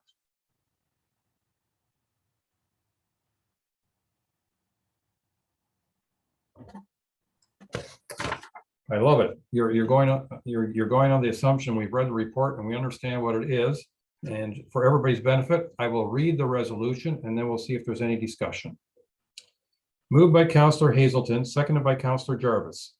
Be it resolved that council receives the second quarter variance report for the period ending June 30th, 2021. And the council acknowledges that legal fees across the organization is already $55,000 over budget. And that the deficit in legal fees will be funded by the working fund reserve if required. Council, any discussion? Counselor Jarvis, followed by Cooper, followed by Wanko. I just want to acknowledge that, yes, I did read through that. That was, not being an accountant, the numbers sometimes flummox me, but I'm really, really happy to have a full report in front of me and was able to I got through it, which was a heck of an effort on my part. But yeah, the legal fees are always going to be concerning one way or the other. And that's just the way that goes with that lovely new appeal system that's in place by the provincial government. God bless them. Thank you. Counselor Cooper. Thank you. And Julie, thanks for the report and drawing this matter to our attention. I just would like to comment that when I started following the Township of Georgian Bay, and legal fees annually were in the neighborhood of $65,000 or $68,000 for many, many years, up until about 10 years ago. So I just think we all as a council need to be mindful of that. And yes, there's some new bodies, but frankly, we've had even things like the OMB for quite a long time before the two iterations after that. And so we need to remember there's a lot of money being spent on legals, and yeah, sure, there's some contentious issues, but I think with our new contingent in planning, with our new advice that we're going to be getting from planning consultants, I'm very hopeful that we can bring in some changes to our bylaws and our official plan such that we don't have to end up in court all the time. And so there may be a way to mitigate these overages. Thank you. Thank you. Counselor Wanko. Well, there's a couple of things. I think if we're going to insist that our planning staff push back on a lot more items, especially as it affects the environment, we'll probably end up having more legal challenges and so on. So that might be a negative aspects there. But I was just suggesting that maybe at the next council meeting, we can have that. Every so often you prepare a one-pager of all the legal fees and where they are and so on. Maybe we can have that in October, because I'm not just too sure where all the legal aspects are. I assume they're in planning, but if we had that one-pager in October, that would be helpful to give us an idea of where the funds are going. Okay. I see a nod from Ms. Boutiette. Any other comments, or should I call for the vote? All those in favor? And that is carried. Thank you.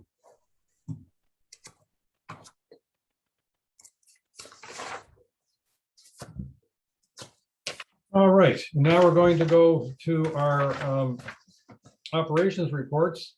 And I believe we have our operations manager, Mr. Sokash, in the next few reports wanting to spend some money. Thank you, Your Worship. I presume you can all hear me. The first one is for a small tractor tender. It came in well above budget.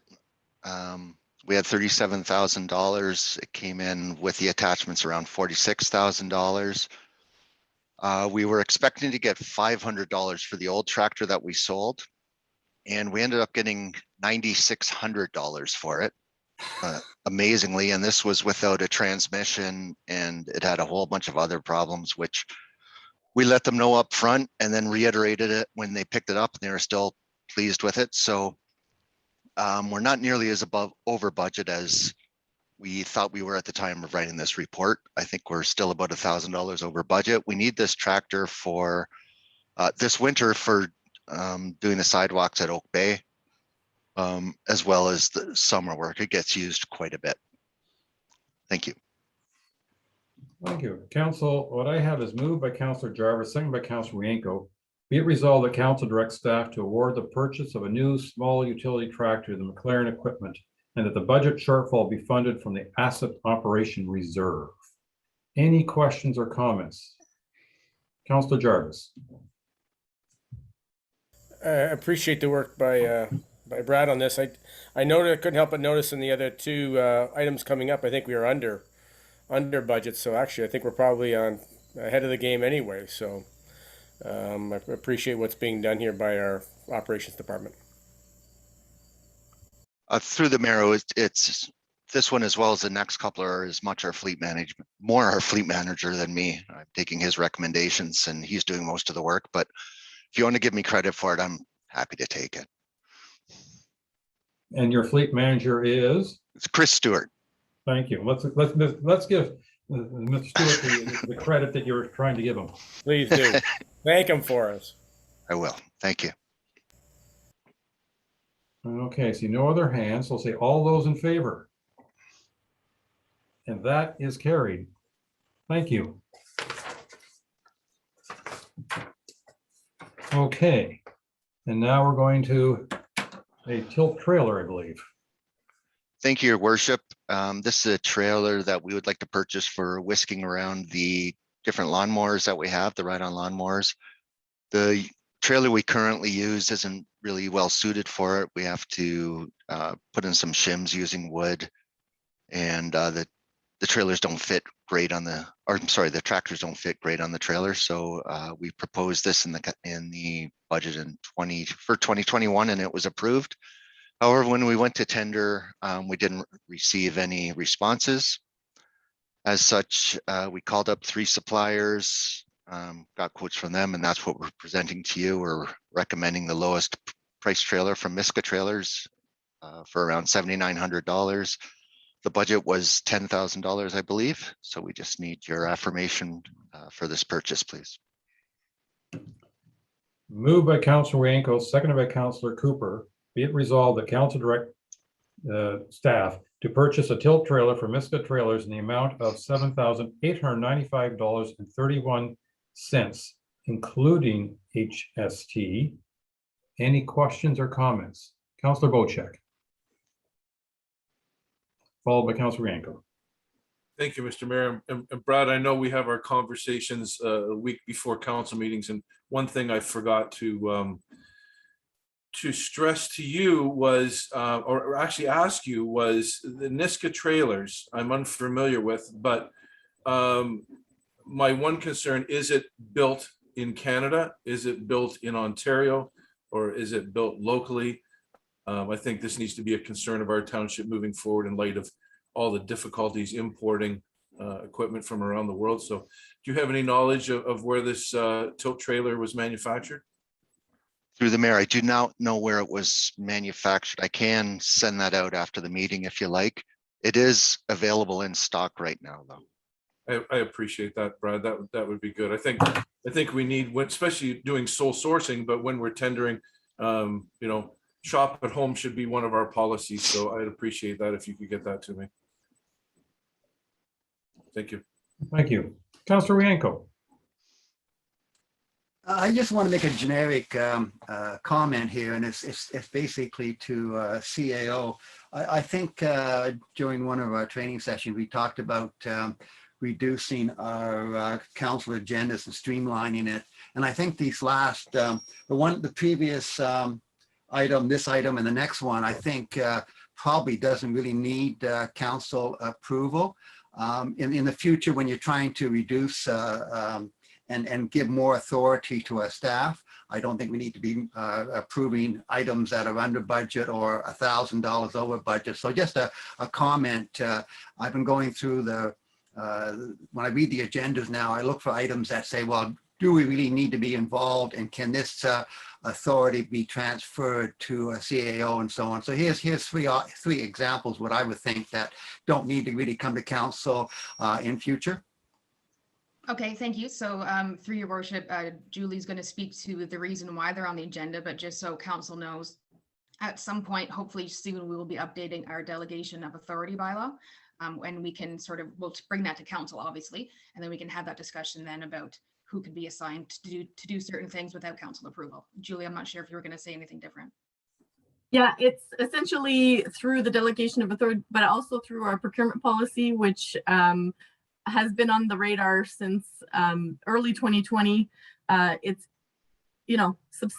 substantially complete, almost ready for SMT review. So it should be coming to council an updated procurement policy, which would give staff more authority to do that.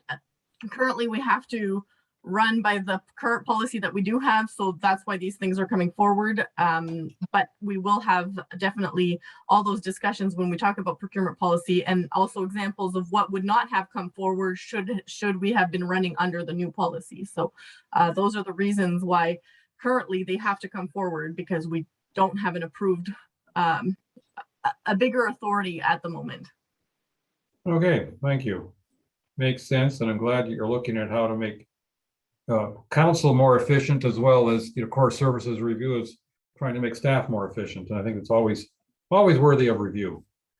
Any further discussion on this?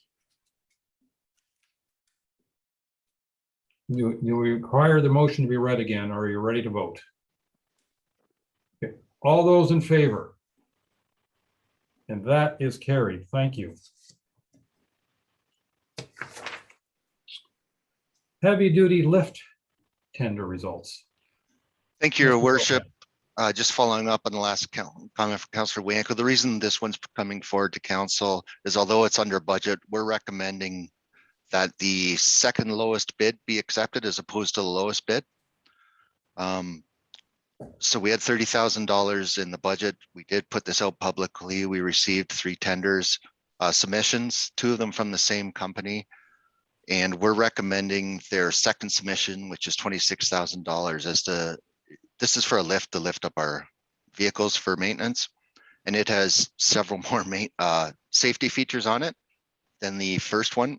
And in our environment where there are quite a few people walking through the shop, we feel it's quite important to have them. And as such, we're recommending the $26,000 option. Thank you. Thank you. I'll read the motion, and Ms. Way, I just want to point out that the dollar amount in this motion is incorrect. So please get the corrected amount in the final version, because you wrote 20,000 versus 26,000.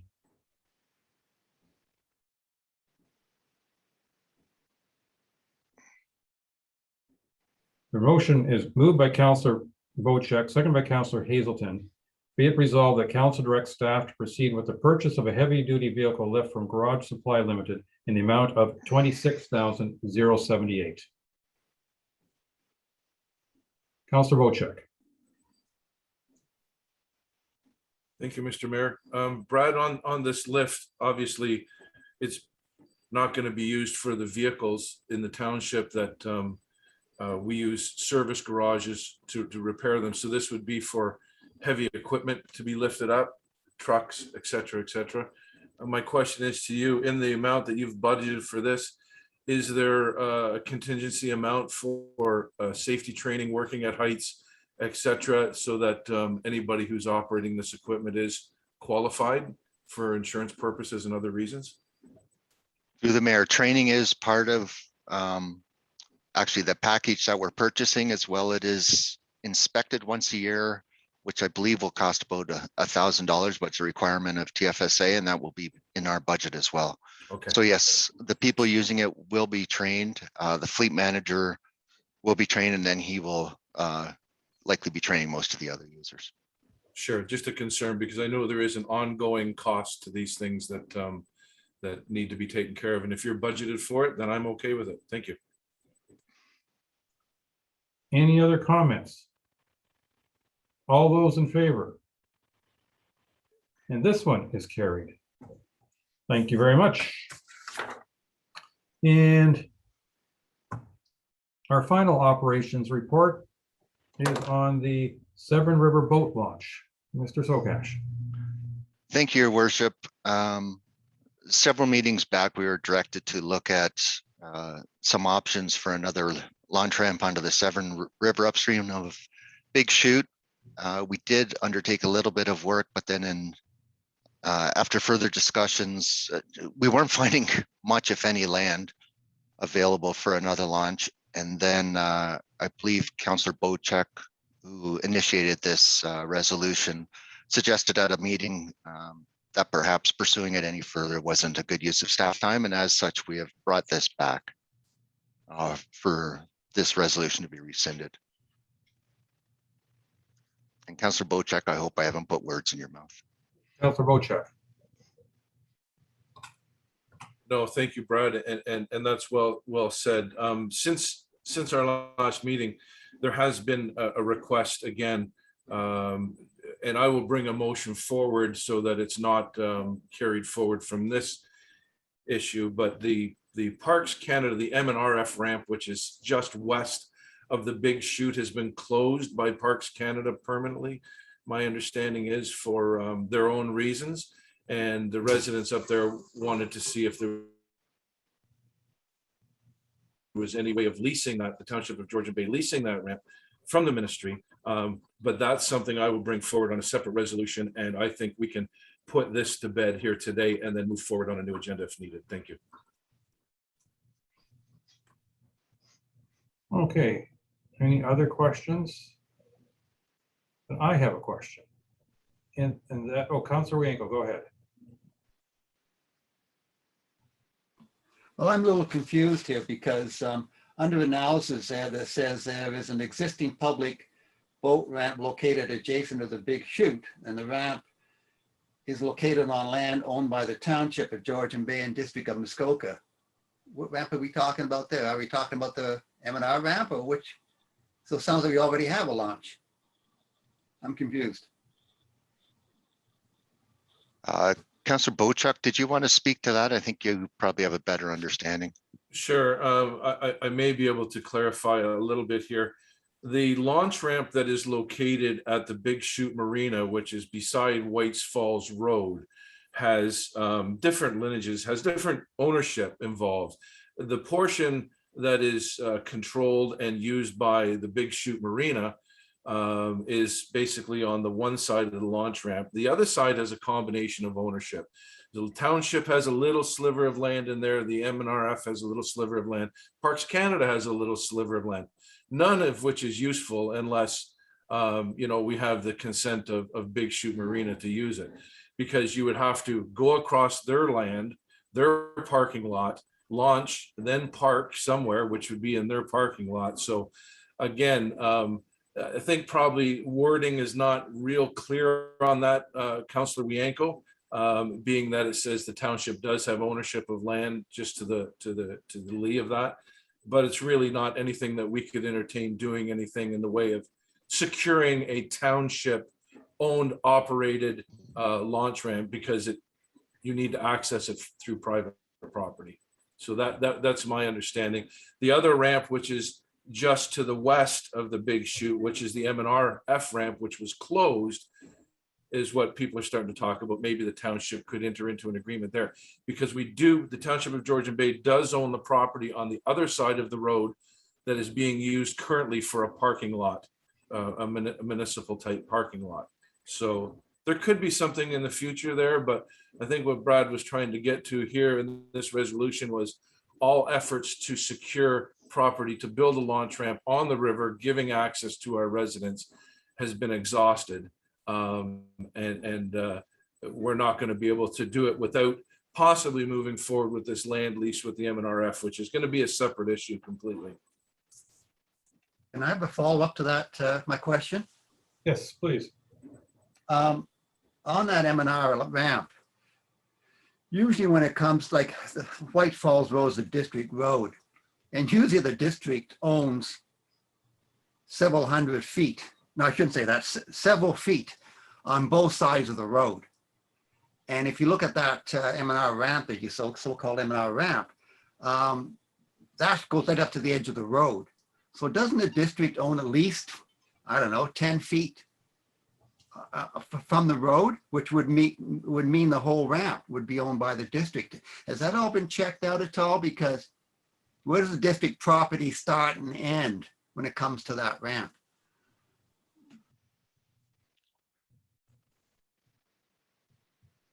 Through the mayor, I think that is one of the questions that's going to have to be answered with the new resolution that Councillor Bochuk is proposing with respect to that ramp. So we can't answer that right now, but we will have to. Well, I can see the district owning to the edge of the water. So which means part of the ramp is on district property. And then once you get into the water, that might be M&R land. So part of the ramp could be owned by the district. I don't know, it's gotta be. Okay, well, this kind of leads into my question, and I'm going to ask either our clerk or our CEO possibly to answer it. It seems to me a little unusual that we want to rescind a resolution that was asking us to look into a municipal launch ramp for the Severn River when it sounds like it's an ongoing project. And maybe the nature has changed significantly from what we initially imagined. But it just seems strange to me that we're rescinding a resolution that said options for a municipal owned launch ramp, where I'm now hearing, well, actually, we're going to continue exploring options for a municipally owned launch ramp in the area. Ms. CAO Gunby. Thanks, Your Worship.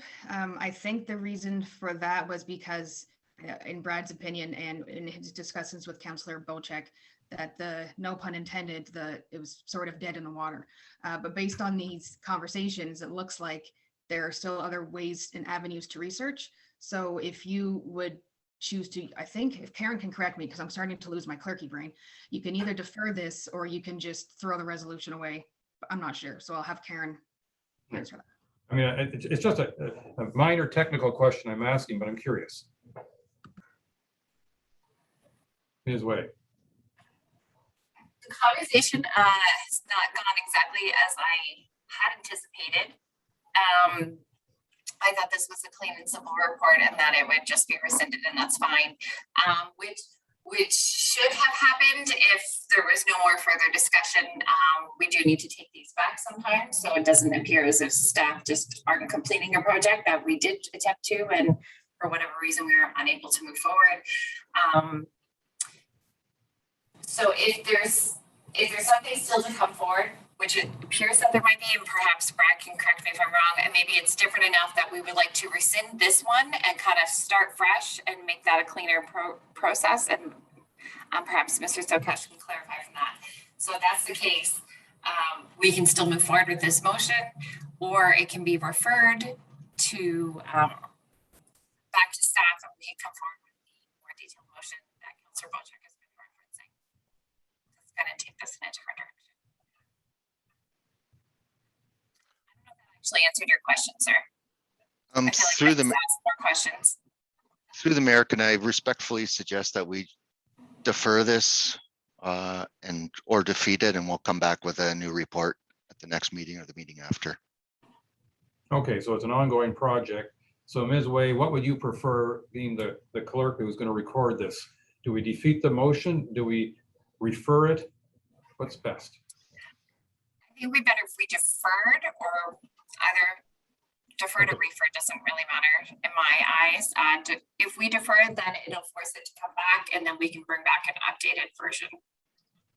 And does deferral require a council vote? No.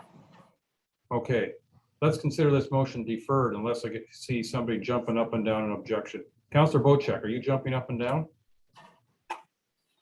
No, I'm in favor of a deferral, but I just wanted to apologize to Brad that my conversations with Bill Leslie were on Friday afternoon, late Friday afternoon, and he represents the group on Severn River, so I wasn't able to contact you over the weekend, and that's why I brought it up today. I didn't mean to surprise you with this one, but I think a deferral is the right option. Okay. Thank you.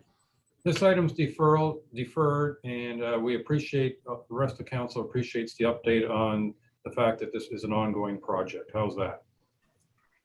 We're all a little more informed than we were. Okay, it's almost 11. Would anybody like a 10-minute break before we get on to our sustainability department's reports? Or do you want to just carry on? I need more coffee. Okay, so it's now 10:54. Let's reconvene at 11:05. 5 minutes after 11. See you then. Thank you.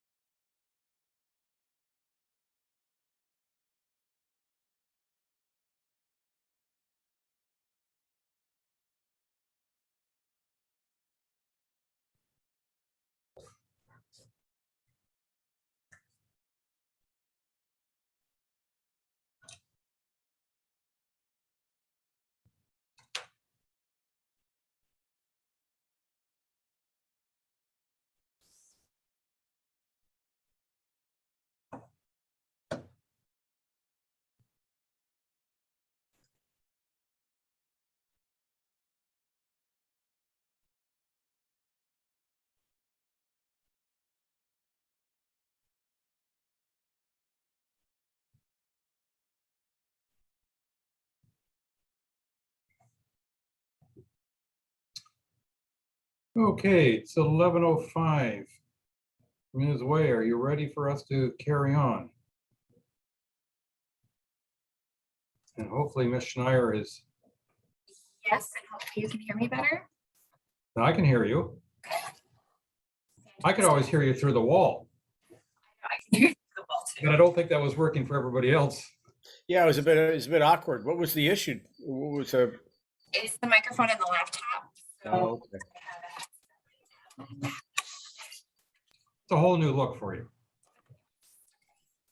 All right, let's get this meeting in motion again. And we're now going to have 3 reports from our sustainability director, or director of sustainability, I guess is the right order. Ms. Schneier, over to you. Strategic planning document is item 1. Thank you, Your Worship. I'm just trying to pull them up here. I apologize. I checked by something. So let me see if I can find them.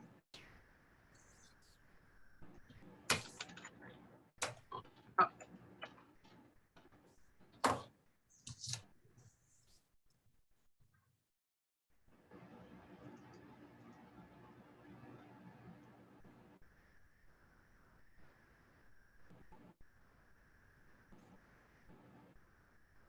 I mean, the reports are in our agenda. Oh, of course, as soon as I pull up the one, there they are. Oh, so to this one, Your Worship, good morning to everybody, is about the strategic plan. The strategic plan has been coming to you on several occasions, and today we're here to talk about a final draft that we can use for your final portion of your term. It would be a guiding document for municipal employees as well as yourselves. And what we have done is we've added a secondary report to it called Missions, Visions, and Values. And it is just sort of a summary document that council can quickly refer to as we go through the process of making decisions for the municipality. It follows a very similar format as the other document. And we're just looking for some support for this. These are majority words from council and the mayor, and follow up on exercises that we have done over the years to make sure that we can really focus in on 5 key areas for the municipality. So I'm just here today to get this finalized from council and assurance that we're all able to use this as we move forward in the last portion of your term. Council, over to you for comments, but I caution you, the values statement was one that I pushed. So if you're going to be nasty at me, not Ms. Schneier in that regard.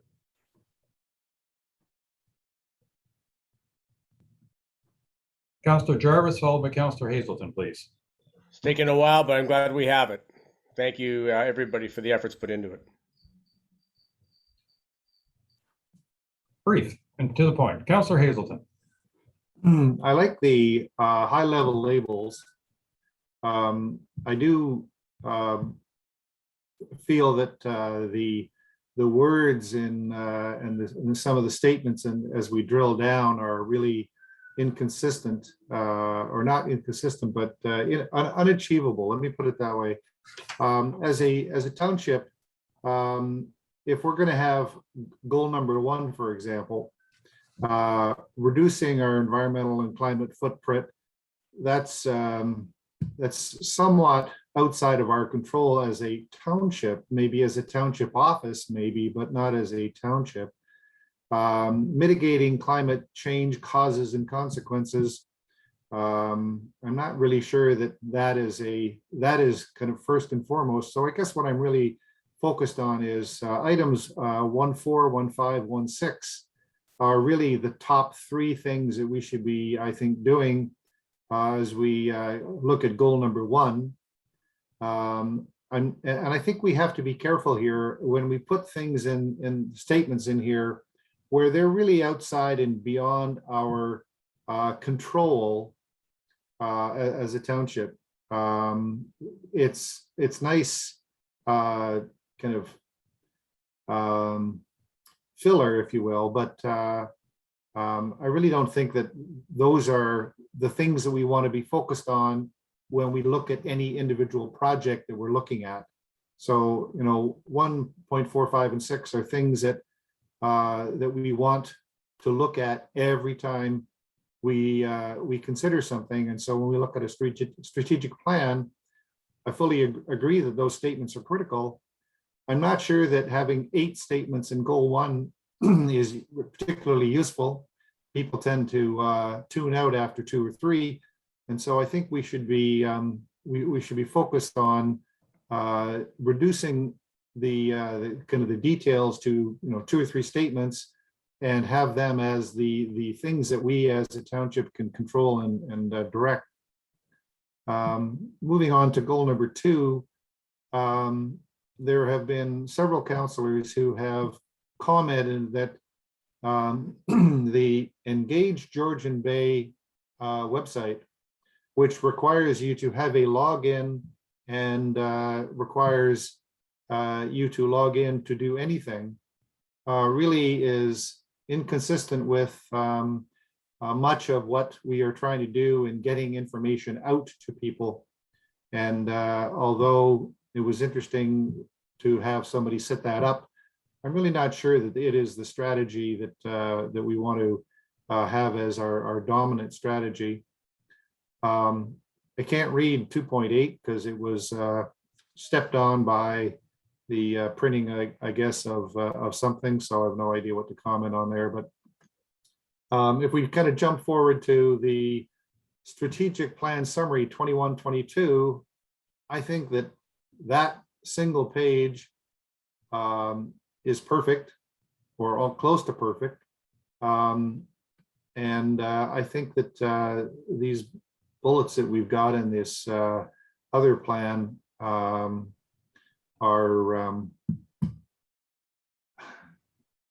I just think they're inappropriate. Anyways, that's those are my comments. Thank you. Thank you. Councillor Cooper.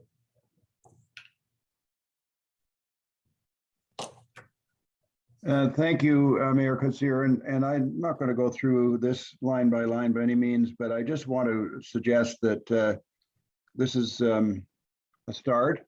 I do feel that the goals are rather lofty and sometimes not attainable, and where we can make a difference in making sure that our, for example, planning documents are aligned with our desire to be focused on the environment. I think those are the kind of things that should be very clear.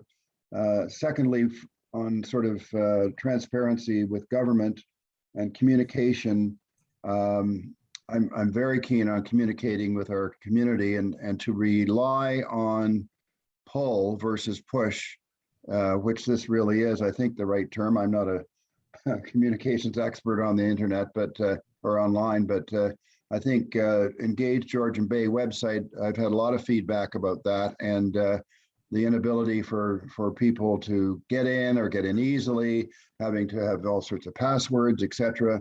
I really think we need to work at finding a way to communicate with our communities, and one of the simplest ways is to get email addresses, and we need a way to motivate our constituents to provide that communication tool, because I think otherwise we're going to end up with a big ignore, other than those people that want to go onto Facebook or those that want to actually go to the website, and that's probably 1 in 100 or 1 in 1,000. So I think we have to find some different methodologies for communicating with our communities. Thank you. Well, I before I pass it over to CO Gunby, I'm going to comment that certainly there's a lot more than 1 in 1,000 that are taking advantage of our social media, because if we have a population of 18,000, we have more than 18 people that are following social media. But anyway, that little remark aside, CO Gunby. Thank you. I just wanted to clarify for members of council. Excuse me. So there's two pieces that are to be removed from this document. The one is any reference to Engage Georgian Bay, and the other one is to reduce taxes where possible, because we don't feel that that's possible at all. So those 2 items will be stricken. Okay, thank you. Councillor Bocek. Yeah, I want to congratulate the team that put together this document. And my feeling is that a strategic plan or an official plan is an overview, a view from 30,000 feet of where we're headed, what we're anticipating, and some methods to move forward. Where we've made a mistake in the past is we've got too detailed in the official plan or in the strategic plan, and we start putting facts and figures in there and specifics in there, which I don't agree with personally. I think it should be an umbrella, kind of basically, this is where we're headed. This is the thoughts of council. This is the thoughts of where we're going, and not get too particular on it. And I think this document does a good job on doing that, and keep all the individual wants and asks out of a document like this. It should just be, this is where we're headed, and this is how we're going to get there. And I agree, it's a good document. Thank you. Thank you. Councillor Douglas. Yeah, thank you. I just want to say thank you for the team putting this together. I think overall it's headed in the right direction, and I do think that a few things need to be removed that are a little bit detailed. But I think that has become apparent already anyways. But again, I'd like to say thank you, because it's an important document for us to have. And I think we've been working in this direction for a while. So just to thank our staff for getting into this and getting us to the place we're at right now. A little bit of refinement, pull a few things out maybe that you've heard from council to this point as being too detailed and maybe not achievable. But thank you for that. Thank you.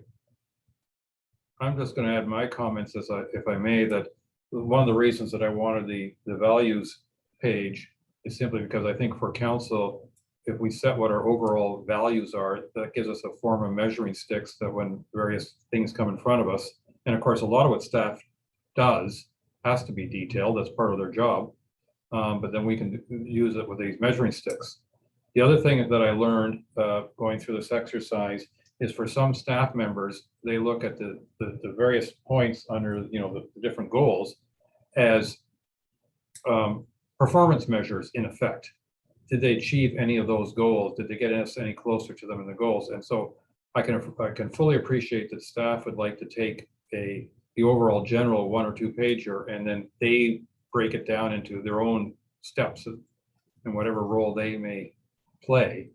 But I think it's important for council to say, okay, but is this meeting our overall goals? I mean, and I think as Councillor Hazelton pointed out early in the discussion, when you look at items 1.4, 1.5, 1.6, they are, specific areas, specific ways of measuring, are we working at protecting and preserving our natural environment? And I think that's, obviously that is, as this council has stated repeatedly, one of our top values is we need to protect the natural environment around us.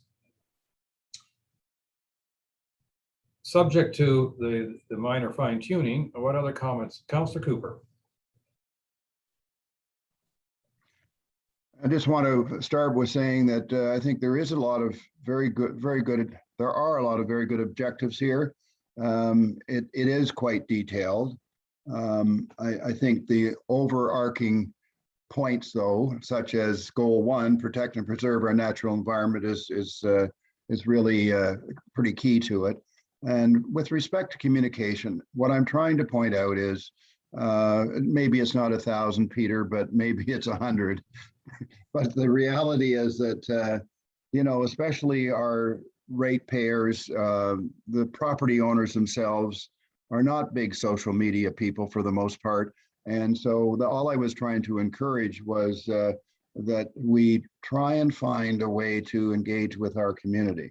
And I'm not sure expecting that pull will work. In other words, people will go to the website is going to happen. So we need to be able to get information out. And I know we can do that through cottages associations, but they only have limited penetration into various communities. That might be 30 or 40% of in some communities, and others it might be way less than that.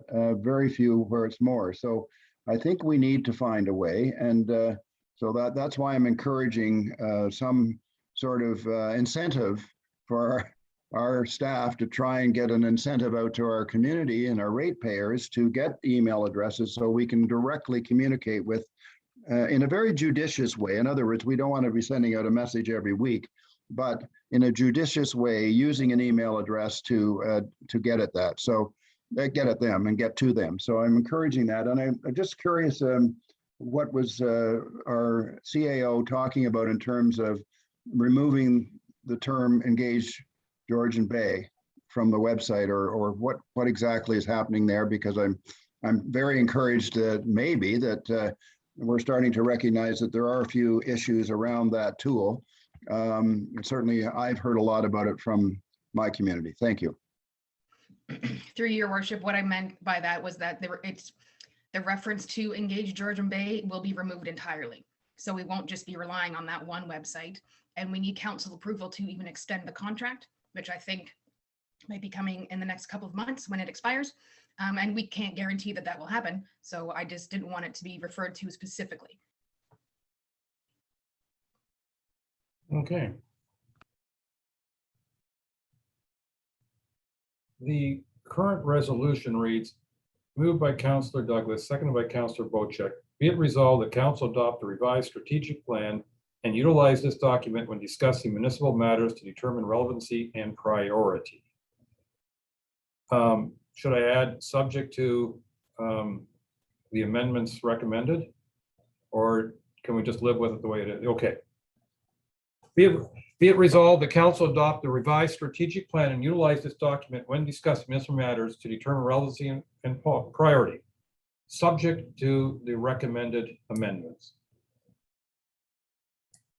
Councillor Jarvis? Just a quick observation, because I appreciate the input from Councillors Hazelton, Cooper, et cetera, on this, and from our CAO. I mean, this is a living document, so we can be looking at it, making adjustments as we go here all the time. And we should be keeping that in mind as well. So I appreciate, like, again, I'll say it again, I appreciate all the work that's been done on this, but we all know that we should be making changes as we go along here, tweaking it and making it more relevant to what we're up to. That's all. All those in favor? Okay, and that is carried. Thank you very much. And now we have a proposal in regards to a holiday market. Hi, Your Worship. Trish Walton is here. She's actually going to speak to this report. This is something that she's been working on. Okay, excellent.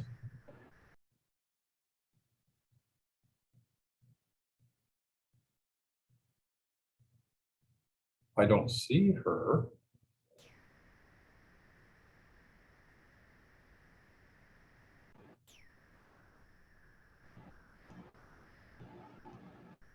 I can speak to it. Okay. Okay, so this is a continuation of Trish's Brissette Market that happened this summer, and she saw some significant success and helped bring some new businesses up to a sales platform through the marketplace. So she experienced some firsthand opportunities for economic development and sustainable development in the municipality, and those relationships have garnered her to ask for an extension of the market in December for 3 weeks, so December 3rd, 10th, and 17th. And we would like to have an outdoor market outside of the community services building and make it available for residents to come and get access to Christmas wares as well as some winter produce. Some of the providers are still growing indoors during the fall and winter, like microgreens, honey greens farms. They'll be there offering some microgreens as well. And for the most part, it's an opportunity for people to gather and celebrate the holiday. So we would like to just come forward to you to let you know that this is what we are hoping to do.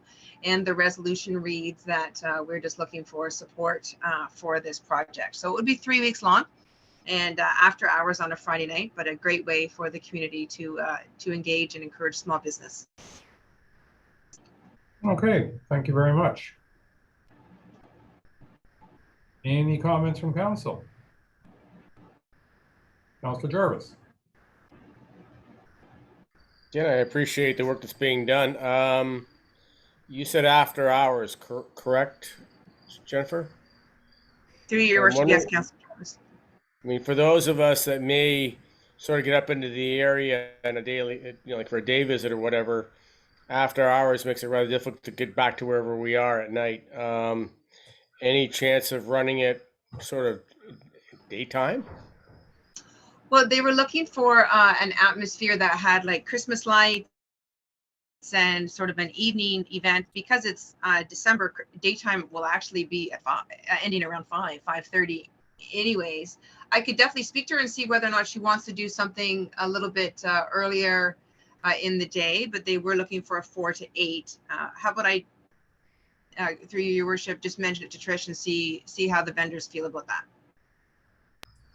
Yeah, even if it was just a little earlier in the afternoon that they opened up on one or a couple of the days during this whole period. Just a thought. I'm not going to be in the immediate area, but I won't be that far away. But still, it's a bit of a drive, and the weather can be an issue. So, I like the idea. I'd like to be able to visit. That's all. Okay, well, we'll work on that and see what we can do with the vendors. We can only ask, but we will. I mean, and our resolution does not mention the actual times. So that we're not pinning down. It does suggest the dates of the 3rd, the 10th, and the 17th. Appreciate Right. that. Councilor Bocek. Well, speaking on behalf of the permanent residents, this is a great idea because in the winter time here, we have nothing. And most people have to drive into Midland or into Coldwater to get, anything. So this is great. And I think a nice warm mulled wine would go really well with this. Yes, will this be a license back event? even worse. Noted, through your worship. I'll add that I've attended the summer market on a number of occasions, and I thought that was a great success. And certainly the vendors that I talked to appreciated the opportunity. And so I think this is a great idea. I have in front of me, moved by Councillor Hazelton, seconded by Councillor Douglas. Be it resolved that council directs staff to proceed with the intention to host a COVID-19 safe holiday market for December 3rd, 10th, and 17th, 2021. All those in favor? And that is carried. Ms. Walton, I see you now been able to join us. You have your marching orders in this regard. Okay. Speaking of Ms. Walton, the next report, Ms. Schneier. Thank you, your worship. This is interesting because Trish is on the Zoom call right now, but Trish has been with us for the last year.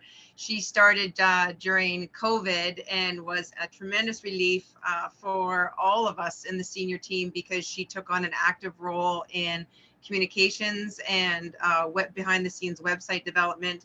We saw her have success with job markets, and the position also had great success with the summer market that we just mentioned, and the ideas keep flowing. She is a great asset to the municipality, but the position is a very important role, and we have seen this coming true in the last 2 years. You'll recall that we did have a FedNor intern with us for 1 year prior to COVID, and then during COVID, there was about a 6-month gap where we didn't have any hiring because we didn't know what was happening.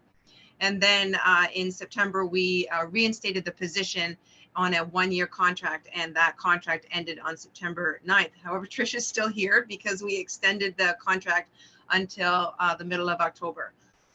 The position would have to be advertised in a full, fair, and transparent manner, and Trish, as well as all other candidates, would be provided the opportunity to apply.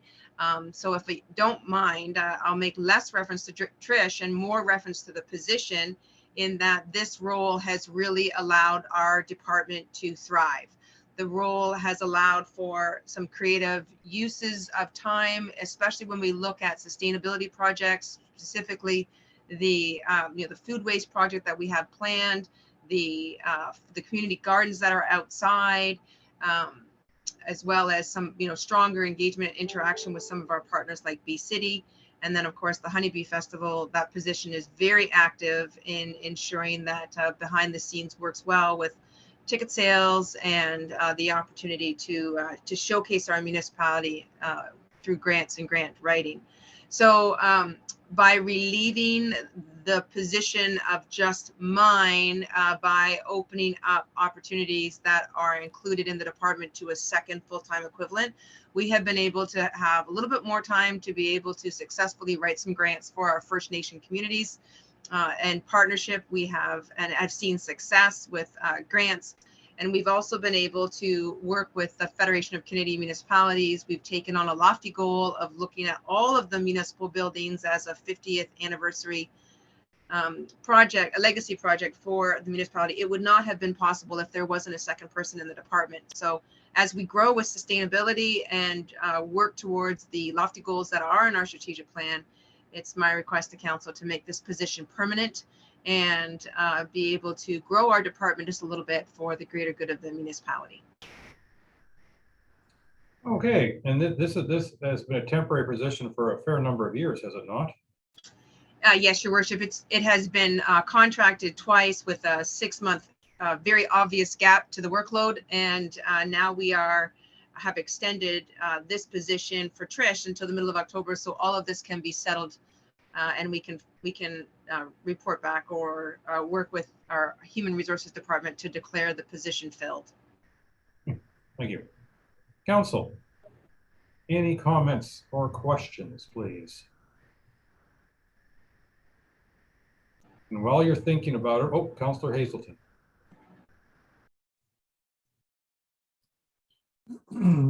I think that based on the comments we've already heard about the challenges of communicating with our communities, I think that if this is a communications assistant position, that we should also find a way to link in a new defined responsibility that solves the problem that we've been hearing about over and over and over again, which is we really have no way of communicating with our constituents. And if we're going to commit to this as a permanent position, that we need to hook in this requirement of finally getting to be able to connect with our community, because a communications assistant handling social media, in my opinion, is a waste of time. Thank you. Councillor Cooper. I had planned to make some comments and here they are. Ditto. Thank you. I wonder where you and Councillor Hazelton stand on this. Any other comments?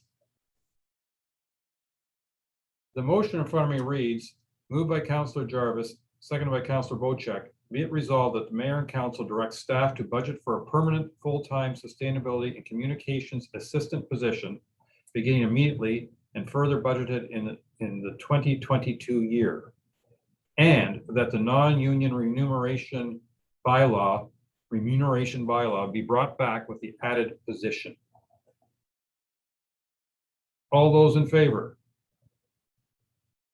And that is carried. Thank you very much. Thank you very much. All right, now we're going to go on to some new business. And the first item under new business is with regards to the ExploreNet tower. And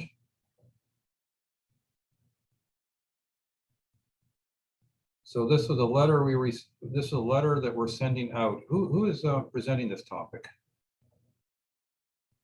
Ms. Wang? No, we're not hearing you. Not at all.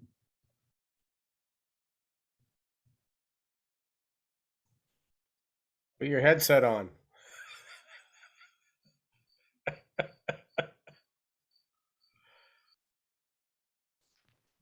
Can you hear me now? Yes. Okay, there we go. Oh, my square lit up now. Okay, perfect. So ExploreNet came and presented back in June or July, and council had a few questions. They followed up with information that we distributed via email. But what they actually need from us now in order to proceed is a letter of support that speaks to the fact that we're okay with this tower going in so they can proceed. I think they need this to pass along to the federal or provincial government, just saying that we have no objections as a municipality for this tower going in. So they've provided the draft letter and we're asking council permission to send the letter on their behalf. Okay. Councillor Jarvis. I note in this correspondence that one of the things they did was provide public notice in the Midland Mirror. We've had issues with public notice being posted in the Midland Mirror in the past. I'll refer specifically to a mooring buoy. And I'm wondering if that was even worthwhile doing, whether they should have been providing public notice in some other way, obviously via social media in some form or other. Because Midland Mirror circulation here, I suspect, is rather limited, and I'm a little concerned about that. I believe you'll note that that's probably required by the current federal laws. Whether or not it's useful is highly debatable. Yeah, I agree with you on that. Sorry, prior to them coming, if I may, Your Worship, prior to them coming for the public meeting, they had to follow our policy, which also requires a circulation within a certain kilometer radius of the tower. Yeah. Yeah. So the immediate neighbors, so the neighbors in that whatever size the circle was, were sent correspondence advising them of the public meeting in regard to the tower. Councillor Cooper.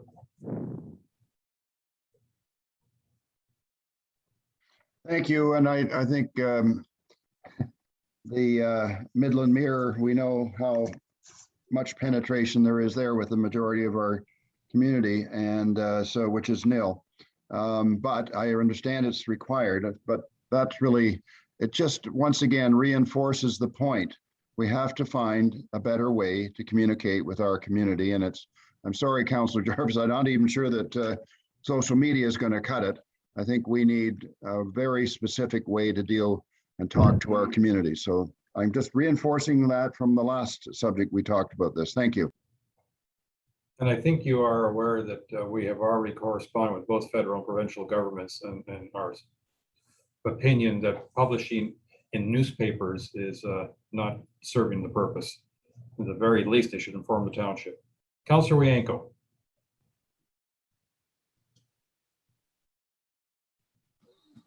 Yeah, going back to 1984, the 1,000-foot global tower was advertised in the Midland Mirror, and we know what happened to that. So the question I had, and it's off topic here, there was another tower proposed for the north end of 6 Mile Lake by Rogers. They were here about a year or so ago. Has anybody, Karen, have you seen anything further from them on that? They went away to do some work and they've never come back on that one, have they? That's correct. They haven't come back. Staff have followed up, but at this time, it doesn't appear that they're proceeding. Okay. I have moved by Councillor Wienko, seconded by Councillor Jarvis. Be it resolved that council send a letter citing no objections for the proposed ExploreNet Communications Tower site at 2306 Honey Harbor Road as presented. All those in favor? And that is carried. Thank you. Storage container homes, Councillor Wienko. Well, I think we all have an interest in this issue, and we all been having some communications with our residents on this. I just want to make sure that everybody got a copy of that last email I sent out with a letter from Trent Waterway indicating their position on the cottage container, and that they were going to ask it to comply with their policy. So hopefully that will go forward, at least when it comes to the Trent Waterway system. But that doesn't mean that these individuals can move into any inland lake or even into Georgian Bay. So I'll let the discussion proceed. And I see both Mr. Avery and Mr. Fedori join us. Gentlemen, do either of you want to add to this conversation before we turn it over to council?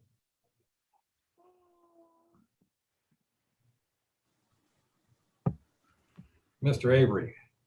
Good morning, Your Worship. Just want to make sure you could hear me clearly. You can. Awesome.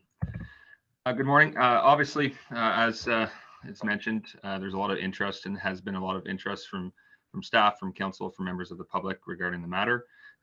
Both myself being a planning end of it and Dave Fedori building end have been working tirelessly with multiple different levels of government and agencies to kind of understand the structure itself and if it's permitted. With that being said, I did visit the structure, did do a site inspection, and made contact with an occupant of the vessel. Following that, just kind of give a Coles notes of the planning end of it. Staff are reviewing our policies, being our zoning bylaw and applicable regulations.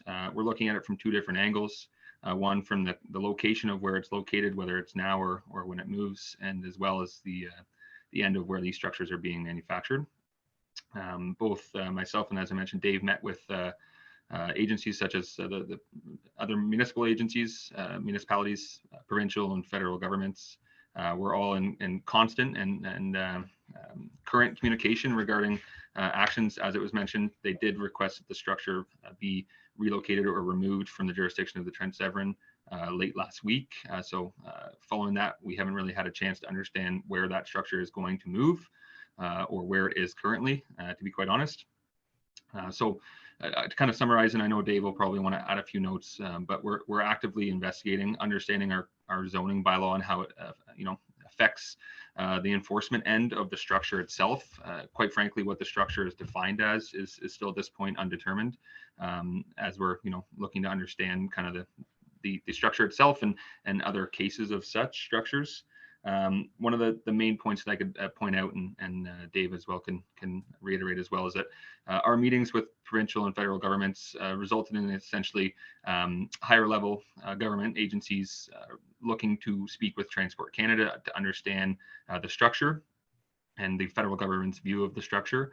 And at this point, conversations are still ongoing, and unfortunately, we haven't been able to come to a conclusion with all levels of government involved. Thank you. Mr. Fedori. So we have had meetings, as Cody had said, and I've asked for other meetings with everyone else, and it's important that we have Transport Canada involved. First of all, we need to find out if it is a vessel. Can they register it as a vessel? There's a few issues that come to mind that they're going to have problems with. There's unencapsulated foam that's floating in the bottom with the new bill passed and everything else. Now it's come to light who's going to enforce that. It's important when I talk to the agencies that whoever's going to take a run at this houseboat, we got to make sure that we get it right. Because if somebody takes a half-heartedly stab at this and we lose, look out, they'll be all over the place. Trent has tried to get Transport Canada out. They haven't been able to get them. Cody and I talked again this morning about it briefly, and we're going to initiate another meeting.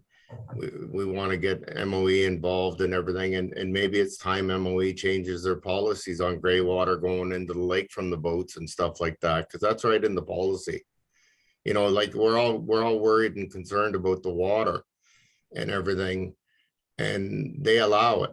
So we are having meetings. We have to make sure, first of all, that I think the most important step is to find out if it is a vessel. Can it be registered as a vessel? So when this all started, I had meetings with all the agencies, and I forewarned them of the issues that would be coming down the pipe. And I don't think it's very seaworthy and seeing the video, but we have to wait and see. It's going to take some time to make sure we get it right. Okay, I appreciate it. And I know that quite a few of the councillors are going to have comments on it. I know I'm going to, but we're going to start with Councillor Cooper, followed by Councillor Douglas.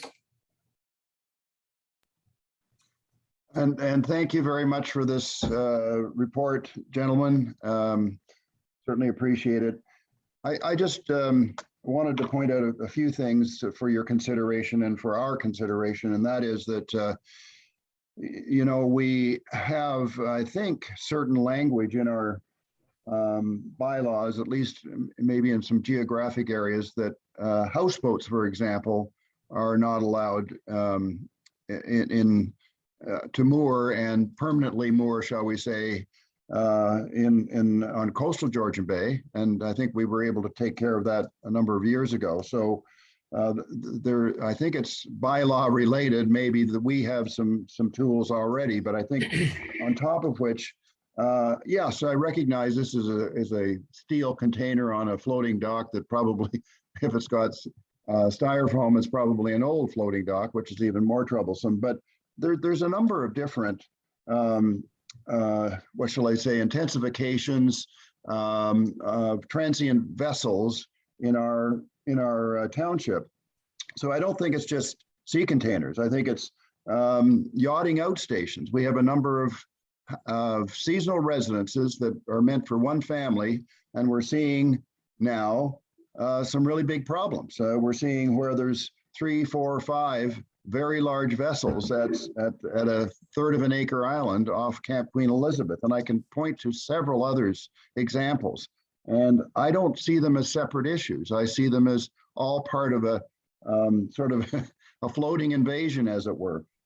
Whether they're going to mooring buoys or going to docks. I go down certain channels to my marina and I see 4 or 5, 6 vessels at one seasonal residence. And they're there often for a long period of time. We need to deal with that. I think we have verbiage in our bylaws and certain parts of our township that deal with that and effectively say that you can only have a boat there for whatever it is, 24 or 48 hours, and that's it. But they all will be dumping gray water. So yes, these steel containers are a new spin on it, but it's been around for a while, and I think that we need to deal with it. On top of which, I'd like to point out that aside from the things I've just detailed, there is case law, which I've sent over to our CAO with respect to what the province of British Columbia, the province of BC has been able to do.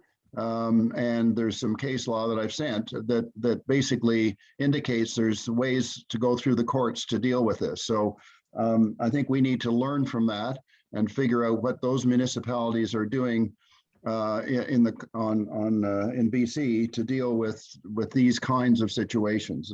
So there you go. Those are my comments, and I hope we can not just look at this as a onesie situation of steel containers. It's really about intensification on a variety of different ways and means. So thank you.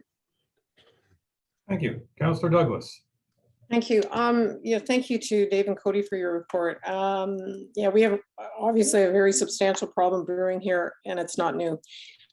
Is there any wording that can be added to any bylaws we have in place right now, or can we create a new bylaw that may slow things down or hold things up from progressing further until we get the answers back from Transport Canada or the meetings that you're having, in your opinion? I'll put that to maybe Dave and Cody. Through your worship, I'll speak on behalf of the planning and in terms of the zoning bylaw. As indicated from Councillor Cooper, there is some language in our zoning bylaw right now that does speak towards and provides provisions around in-water floating boathouses, dwelling units, and barges. With that being said, what Dave touched on and I did as well, in terms of the structure itself, we are still trying to determine what that structure is. And I know there is existing case law. There isn't much for Ontario, to be quite honest. And with that being said, in working with other agencies to determine what the structure is, to determine whether, or should I say, answering questions that are unknown, whether the vessel is registered, whether it can be registered, will all have a different effect on how it's enforced through a zoning bylaw.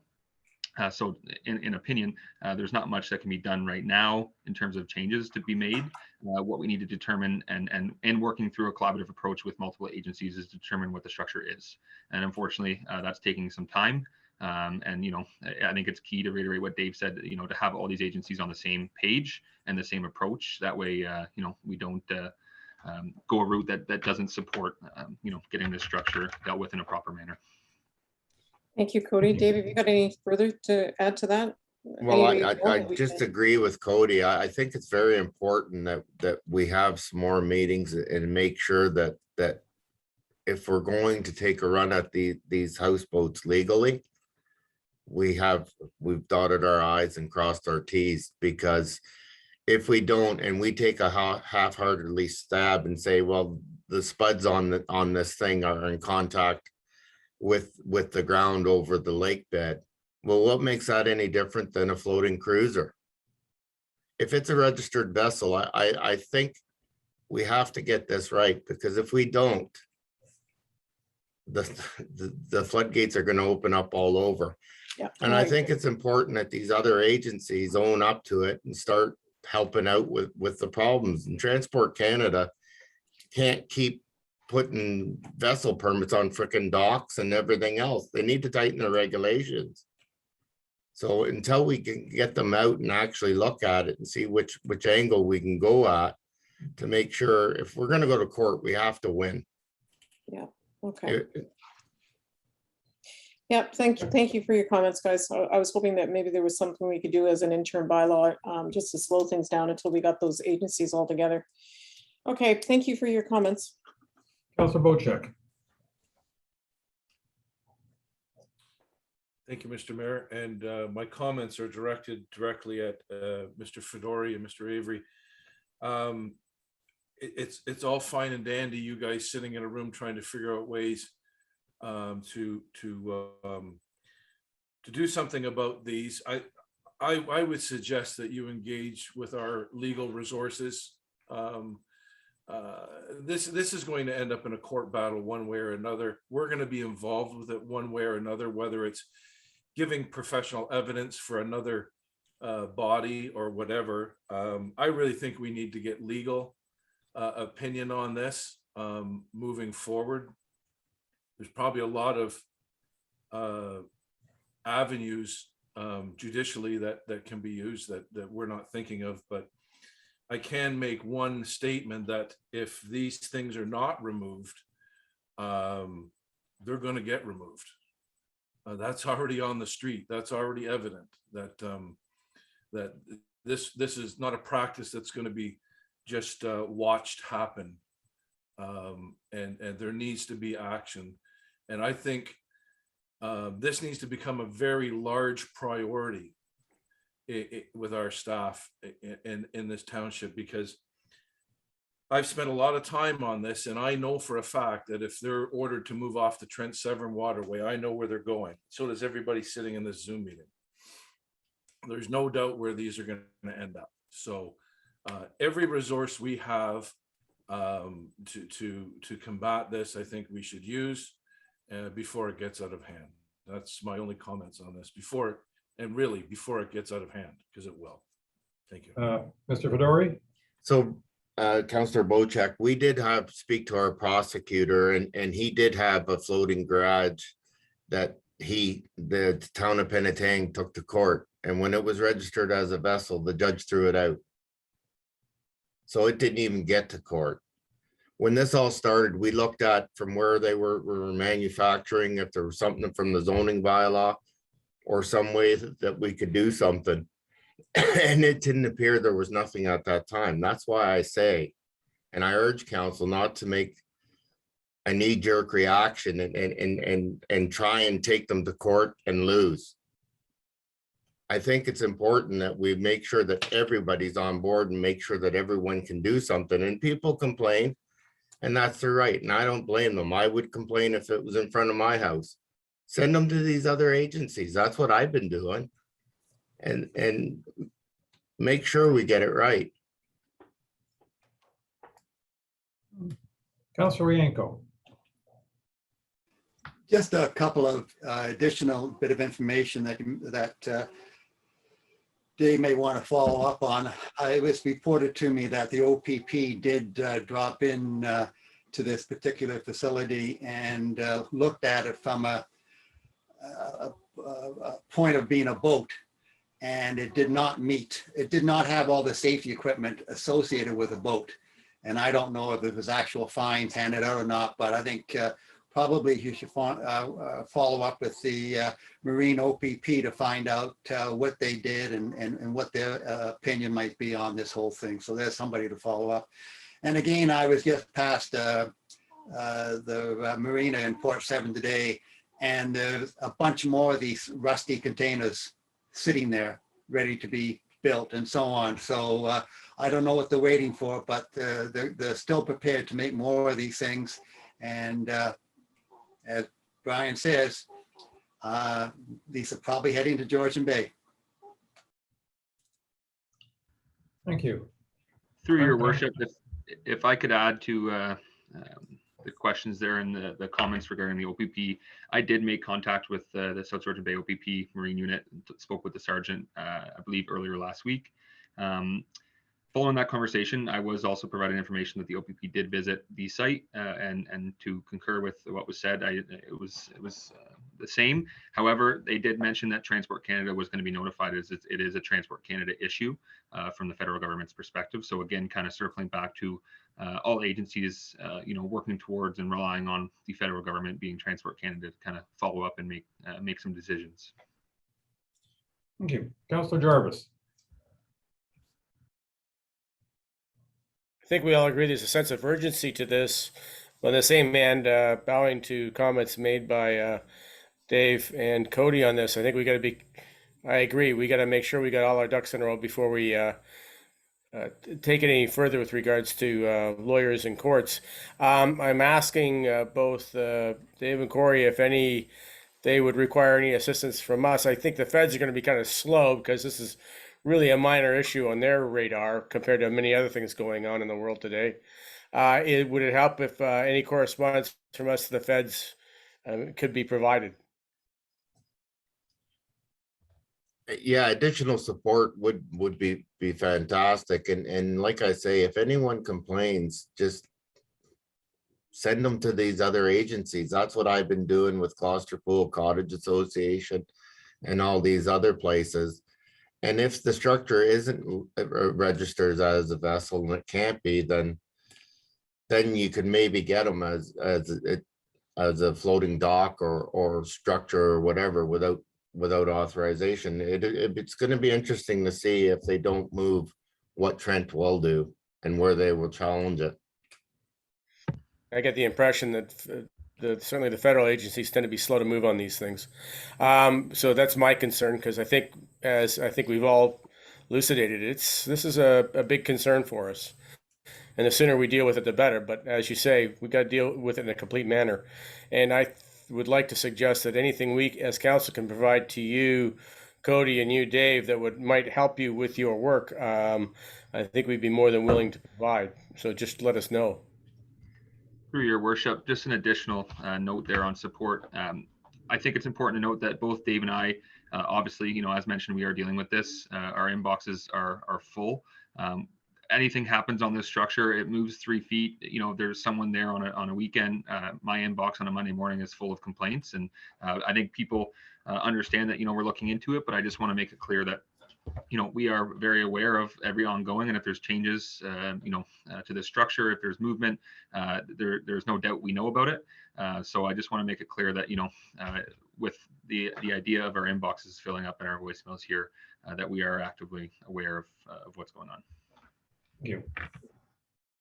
Councillor Hazelton, I am seeing lots of other people sticking their hands up, councillors who've already spoken, but neither you nor I have spoken yet. So would you like to speak?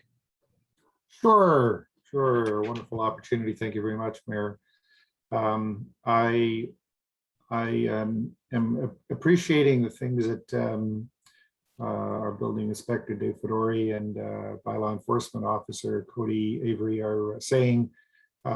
Something that I think would be helpful for us in general. And Cody, I think you just highlighted that, and I think Dave, you did this as well, that people call in and complain and you kind of send them to these other agencies. It would perhaps be useful if you could just prepare a one-pager for us as counselors, so that when we get comments, etc., from and complaints from constituents, that we kind of have the shopping list of here's Transport Canada, and here's, boating safety, and here's the OPP, and here is, MECP or whatever. Here are all the people that could have a play in dealing with this thing. And here is the things that they would be interested in. MECP, for example, the pollution coming from the styrofoam, et cetera. Anyways, a one pager like that, I think would be helpful. I am absolutely in sync with the other comments that I've heard, that this should be a very, very high priority for our township, and basically pull all the stops. Don't worry about budgets, if you will, of getting access to resources to make this thing happen. Dave, I hear you and your comment about it may not be fast, but if we don't jump all over it with every possible item of energy that we have, we are going to have a disaster going forward. And I'll defer to you to kind of help guide us as to how we can go about doing that. But I would expect that you'll have unanimous support from council to push really hard on these other government entities to try to affect change in our community. Thank you. Thank you. I'm just going to add a few remarks, and then if everybody wants to do a second round, we can do a second round, even though I think I caution everybody, I don't want us all to get too repetitive. I think what we have here is a very important and significant problem that's bigger than just a container floating off an island or on legs on an island in Gloucester Pool. And part of the challenge we face right now is we got 3 different levels of government that may or may not have some say in all this, and there sure as hell is inconsistency. And my fear is right now there are loopholes you could drive a damn container through. And that is something that I think is part of the big problem that we have to address. That, is it a vessel? And why do the feds still allow vessels to dump gray water when inches away, when you're on land, we have to put all sorts of protective measures in against that gray water? It is absolutely inconsistent, and it should be to us totally unacceptable that you can put a boat on your dock and it can dump gray water, but you can put a toilet 100 feet away and it has to have a $30,000 or $40,000 septic system to handle its gray water. There's something wrong here. I also think that what we have to recognize, we are a township, the southern end of the biosphere, that is the closest to the significant portion of the population in this country. The pressure on us to absorb more and more and more people is only going to go up. We're an hour and a half drive from Toronto, if you're lucky, depending upon traffic, of course. And everybody here is wanting to come in. And clearly, these people building these containers are trying to take advantage of loopholes so they don't have to pay property tax, so they don't have to meet all sorts of rules and regulations. They can go wherever they want. They don't have to buy land, et cetera, et cetera. And we have to stop this.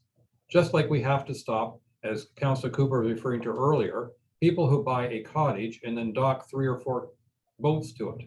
And whether it's with a mooring buoy or it's on a dock or what have you, this is increasing our population significantly without the safeguards that we want so much in place to protect our environment.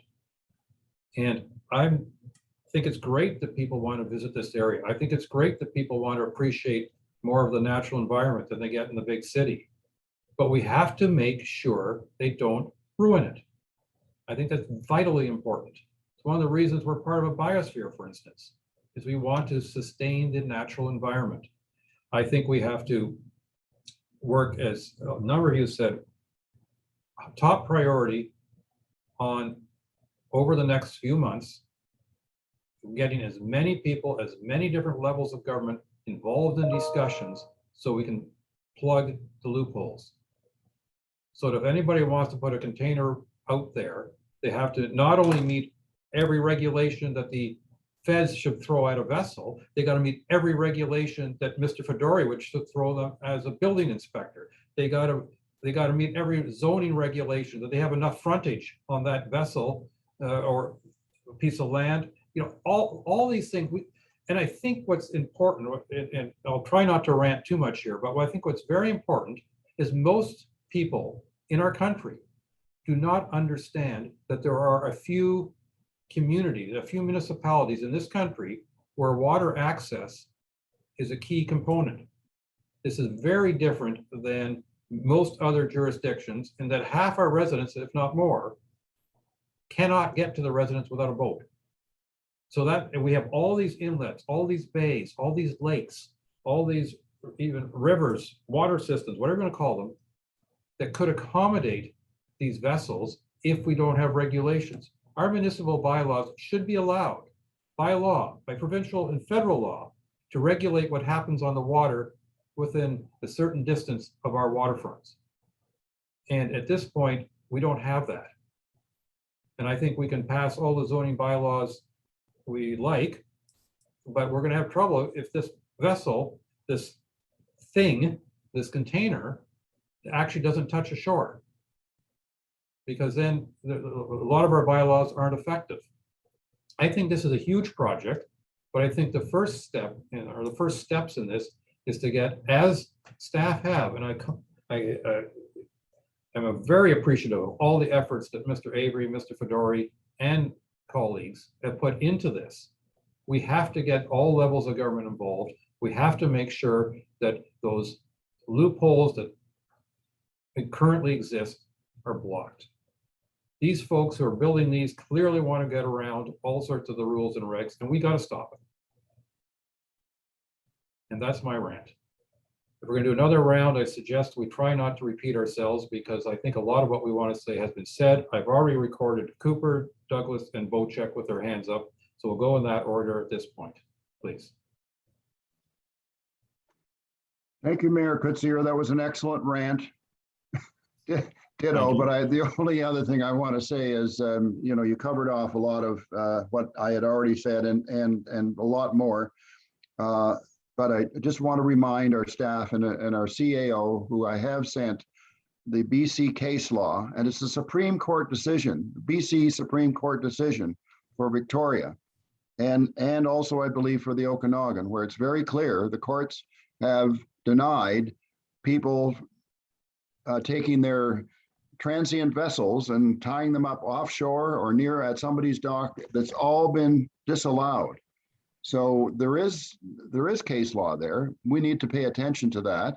And Victoria, as I understand it now, has all that written in their municipal bylaws. So I'm not saying it's a simple answer, but let's learn from others. And BC is a place, so if you think of the Gulf Islands in British Columbia, that's another water access place. And so not exactly the same, but nevertheless, a place we should learn from. So that is that. The only other thing I was going to suggest with these floating steel containers is that maybe we need to create a special zone somewhere between Giant's Tomb and Christian Island, or maybe between Giant's Tomb and the Pine Islands, where these vessels could anchor. They'd be all gone in a storm. Thank you. Thank you. Councillor Douglas, followed by Councillor Bocek. Okay, lots been said here. Good rant, Mayor Kutzier. Well said. I want to say two things here. One, Councillor Cooper is absolutely correct. There is case law in BC on this, and it would be helpful for the staff to maybe take a look at that, and maybe you can pull something from that. They've gone through it for years, especially in the Okanagan. Also, I'd also like to agree with Councillor Hazelton. If we could get something from, I don't know, perhaps Cody or Dave, in regards to numbers that can be contacted by the general public, because I think it's going to take a lot of voices here, and I'd be very happy to champion up in my ward, especially to the cottage associations, people generally, get it out on Facebook. I think we have to really join forces and not just leave it up to municipalities and our district. I think the people really need to speak out about this, and I bet there's a lot of people that don't know about it. So I think whatever we can do, and however we can help our public to reach out to these agencies to make them aware that this is not something that any of us are going to stand for up in this area. I mean, we're in really very big danger of huge pollution in our lakes up here. And boy, I don't know, for those of us who own homes up here and this is our drinking water and we pay countless amounts of money for septic systems, to have something that's just moored off the shore, whether it be a big boat or a container, is ridiculous, absolutely ridiculous. And I don't think that half this township knows about it that's up here. And I think there's got to be a way for us to get that message out and start joining forces from the public as well. So if we could get something, I would really appreciate it on the numbers that I could hand out. Thank you. Thank you. Councillor Bocheck. Yeah, just some comments here that I hope our building department and our bylaw department will take. Accountability is a big thing, and in governments tend to pass the buck. Municipal governments will pass it to the province.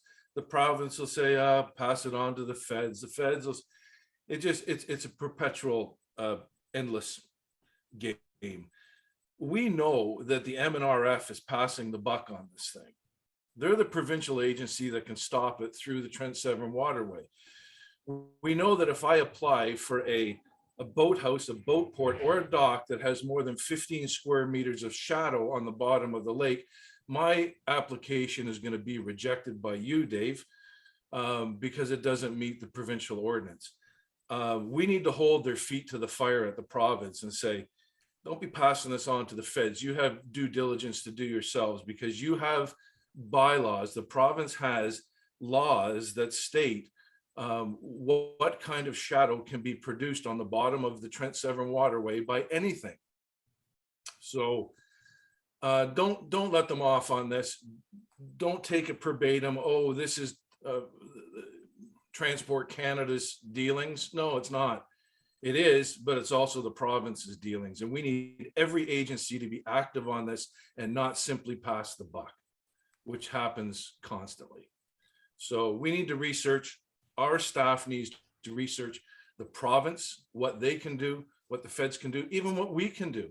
Let's review really hard what we have in place to try and enforce something here, because I don't think just relying on other agencies and passing it up the chain is going to get anything done here. A lot of due diligence needs to be done by everybody. Thank you. Thank you. If I follow the order we did last time, then we get Councillor Yanko, and his hand's already up. He knew he was next. Thanks. A couple of things. I think it's important that staff keep the councillors updated on this project, because we're the ones that are quite often getting the phone calls, and I wouldn't mind knowing the status on this on a regular basis. And I think we should probably keep it on the council agendas for the next couple of rounds. So again, we can have another discussion and see where we're going on this. But I agree, that's one of the top projects. Just on the side, I don't know if Brian might be able to answer this or anybody else. Would these structures be allowed to go through the locks at Lock 45 into Georgian Bay? Does it have to be a boat, or can you put a dock, a regular dock through the locks? Would they allow that? Because if the Trent Waterway people are saying you got to get rid of this thing, the first thing they would probably do is try to move it out in Georgian Bay. Can you go through the locks on this with one of these suckers? Because these are being built at Severn Marina, and anything going out to Georgian Bay has to go through the locks. Does anybody know? Mr. Mayor, I could offer an answer on that, and that is that you cannot get a vessel through the locks unless it has a registration number on it, or that the vessel is federally registered, which means it wouldn't have a number. The name of the vessel would be registered as well too. So these can be taken out on a float, on a trailer, and transported by land, just like you would an excavator or a bulldozer or anything else, and take it by road and take it down below and launch it there. They're only, you'll need a wide load permit, but that's nothing, that's easy to get. So there's other ways of getting out to Georgian Bay without going through the locks, and the locks would be a difficult one for them. Thank you. Mr. Fedori, did you want to add to that? No, I agree with Counselor Bochek. Then I think when they manufactured them, the intent was to move them to single pods and split them and get them through the locks. My understanding that they were going to take them way out of our township when this first started, and it all depends whether Transport Canada puts them as a vessel. That's the question that we need to find out. Hey, thank you. Councillor Jarvis, you were next in the list last time. Do you want to speak to it this round, or has most of your thoughts been already expressed? Everything's already been expressed. I don't need to add anything more to this. Thank you. And Councillor Hazelton?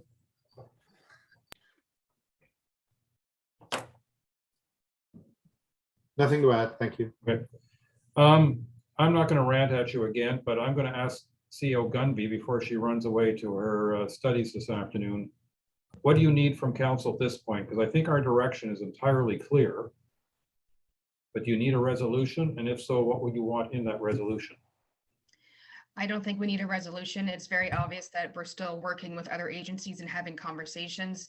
I've been in conversations with Severn Township CAO, and if it comes down to it, we would be getting a legal opinion sort of together to cover both of our townships, but we're just waiting until we can get an answer from anyone before doing that. So staff are still working on it, so I do not think a resolution is needed at this time. And you certainly appreciate the fact that all of council have a extremely high concern about this matter.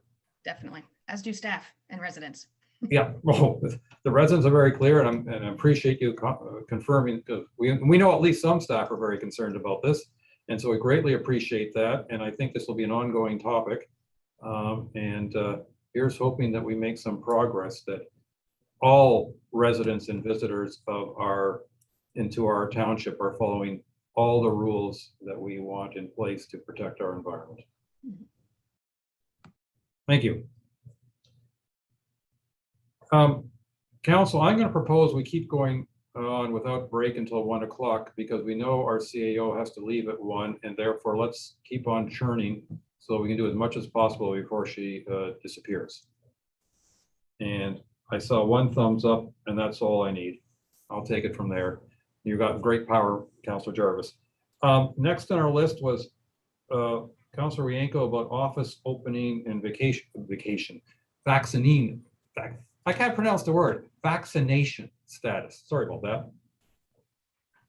Councillor Rienko. Yeah, well, I think everybody knows we've kind of going on this whole issue with this COVID and vaccinations and so on. And now that we've talked about having flexible work locations, I think it's important that we probably talk about what is going to be the vaccination status of our staff. Personally, I think it should be mandatory, but I like to see what other councillor says. The federal government's going this way, and I think we should consider going that way too. Most of our staff at times deals with the public, and so that's a concern. And then dealing with the public, I think the public members should also be vaccinated. I don't think we should be talking to anybody face to face that isn't vaccinated. This is my personal opinion, but I think we want to keep our staff safe, and we want to keep our residents safe. So I think having some kind of mandatory vaccination requirement for our staff would be something that we should consider, but I'm open to listen to other people's opinion. Well, the first we're going to do is listen to CEO Gunby. Thank you very much, Your Worship. Our Director of HR has sent me a list of about 15 municipalities and what their plans are. I do have to say that I do side with the ones that state they're waiting to hear what the health unit mandates and or the province. I do know, as you're aware, the City of Toronto, for instance, has made it mandatory for all staff to be vaccinated. I don't think we're at that stage just yet. And in calls with the health unit, I think the last one was last week, they are still waiting for legal opinions, and the local HR group is waiting for a legal opinion as well as to the authority we have to force people to get a vaccination to come to work, as we've never had to force anyone to get any other vaccination to come to work in our lifetime. So we're just waiting to see what legal and the health unit and the province has to say. If I may add, I mean, I got correspondence from the health unit just a couple of days ago, and they're basically saying vaccinations are mandatory, and they're including Board of Health members. Yes, so I think it's schools, health units, long-term care facilities. Those three are mandated, if I remember correctly, but we're just not sure about municipal offices and other places like that at this time. Okay, thank you. Any other comments from council? I mean, obviously, we have to wait and see how going to be learned. Councillor Wienkel, this was your topic, and then we'll follow it with Councillor Jarvis. Okay, I don't really care what other municipalities do. If Toronto can do it, we can do it too. I'm not waiting for a lawyer to tell us we can do it or not. I'm the firm believer that we should be mandated. I don't know what other councillors feel, but I'm not going to let a lawyer tell me what I cannot do if other municipalities are doing this. So I'm fairly strong on this. So I like to hear what other councillors says, but don't tell me a lawyer is going to tell us what to do.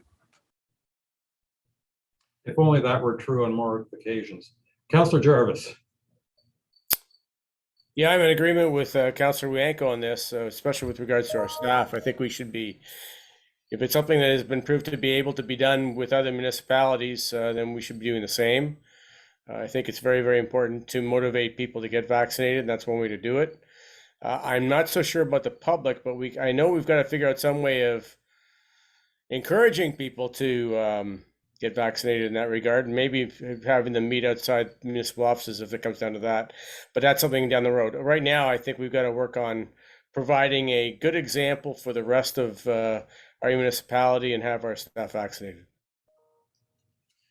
Councillor Cooper. Well, I'm certainly in agreement that we need to be as proactive as possible on this. I do believe this is a labor law question, I think, to a certain extent.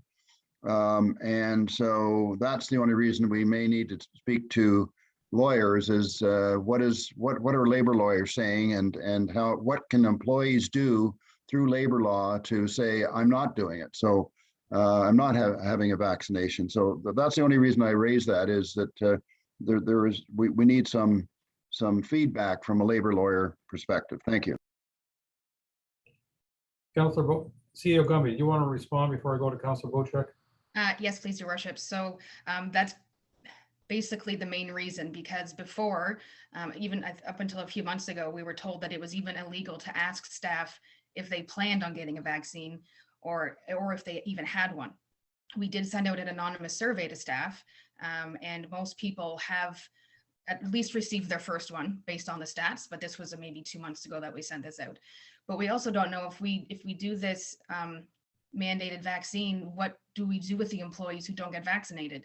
Do we have to terminate them like other industries are doing, or do they have to work from home all the time? We don't have those answers. So that's why I'm just waiting to get answers before we can even consider this. Thank you. Councillor Bochek. Yeah, this is really in the preliminary stages now, and we're starting to see that the municipalities that have come out and said their employees need to be vaccinated are now being challenged. And now those municipalities are reaching into their lawyers and finding out. I'll give you a typical example. An employer says you have to be vaccinated to work. A female gets vaccinated, gets pregnant, her child is deformed. She now sues the municipality saying, you said I had to be vaccinated in order for me to keep my job. Now look what's happened. So I really, truly believe we need to speak to our lawyers or labor lawyers. And if we're going to make a policy, we need to make sure that we're protected as a municipality. So I wouldn't rush into anything without getting all the proper legal opinions on this matter, and rely on the province and the district health units to give us some guidance as well too. Councillor Douglas. I think, I'd agree with what's being said here on both sides. I think we need to get a legal opinion first because it can be challenged. And CAO Gumby brings up a very valid point. What do we do with the employees that say they don't want to? So until we get that legal opinion, I think we're just a little bit premature to try and enforce everyone being vaccinated at this time. Councillor Hazelton, do you want to jump in? Sure. The the idea of mandatory vaccines is something that I would support. But I would like to defer to our CAO to do the things that she has already indicated she feels she needs to do, so that we have the correct direction going forward. And I sure hope that what she comes back with is that there is abilities within the HR structures of the township that allow the township to require our staff to be safe amongst each other and for our residents. And that is what I would fully support. Thank you. Thank you. I'm going to say that I think that it's good that the province is considering vaccine passports, so that way we, in theory, can identify who has and has not. And apparently that's encouraging a few more people get vaccinations. But I must admit, mini rant, if you want the freedom of choice not to have a vaccination, then I think the province should have the choice of being able to bill you if you require services when you go into a hospital. Because a vaccine is a heck of a lot cheaper than hospital service. And if you are choosing not to get a vaccine, then in my mind, you should be choosing not to collect free health services at the same time. Maybe that's a bit harsh, but you know, either you're a member of the community or you're not. And anyway, that's my thoughts.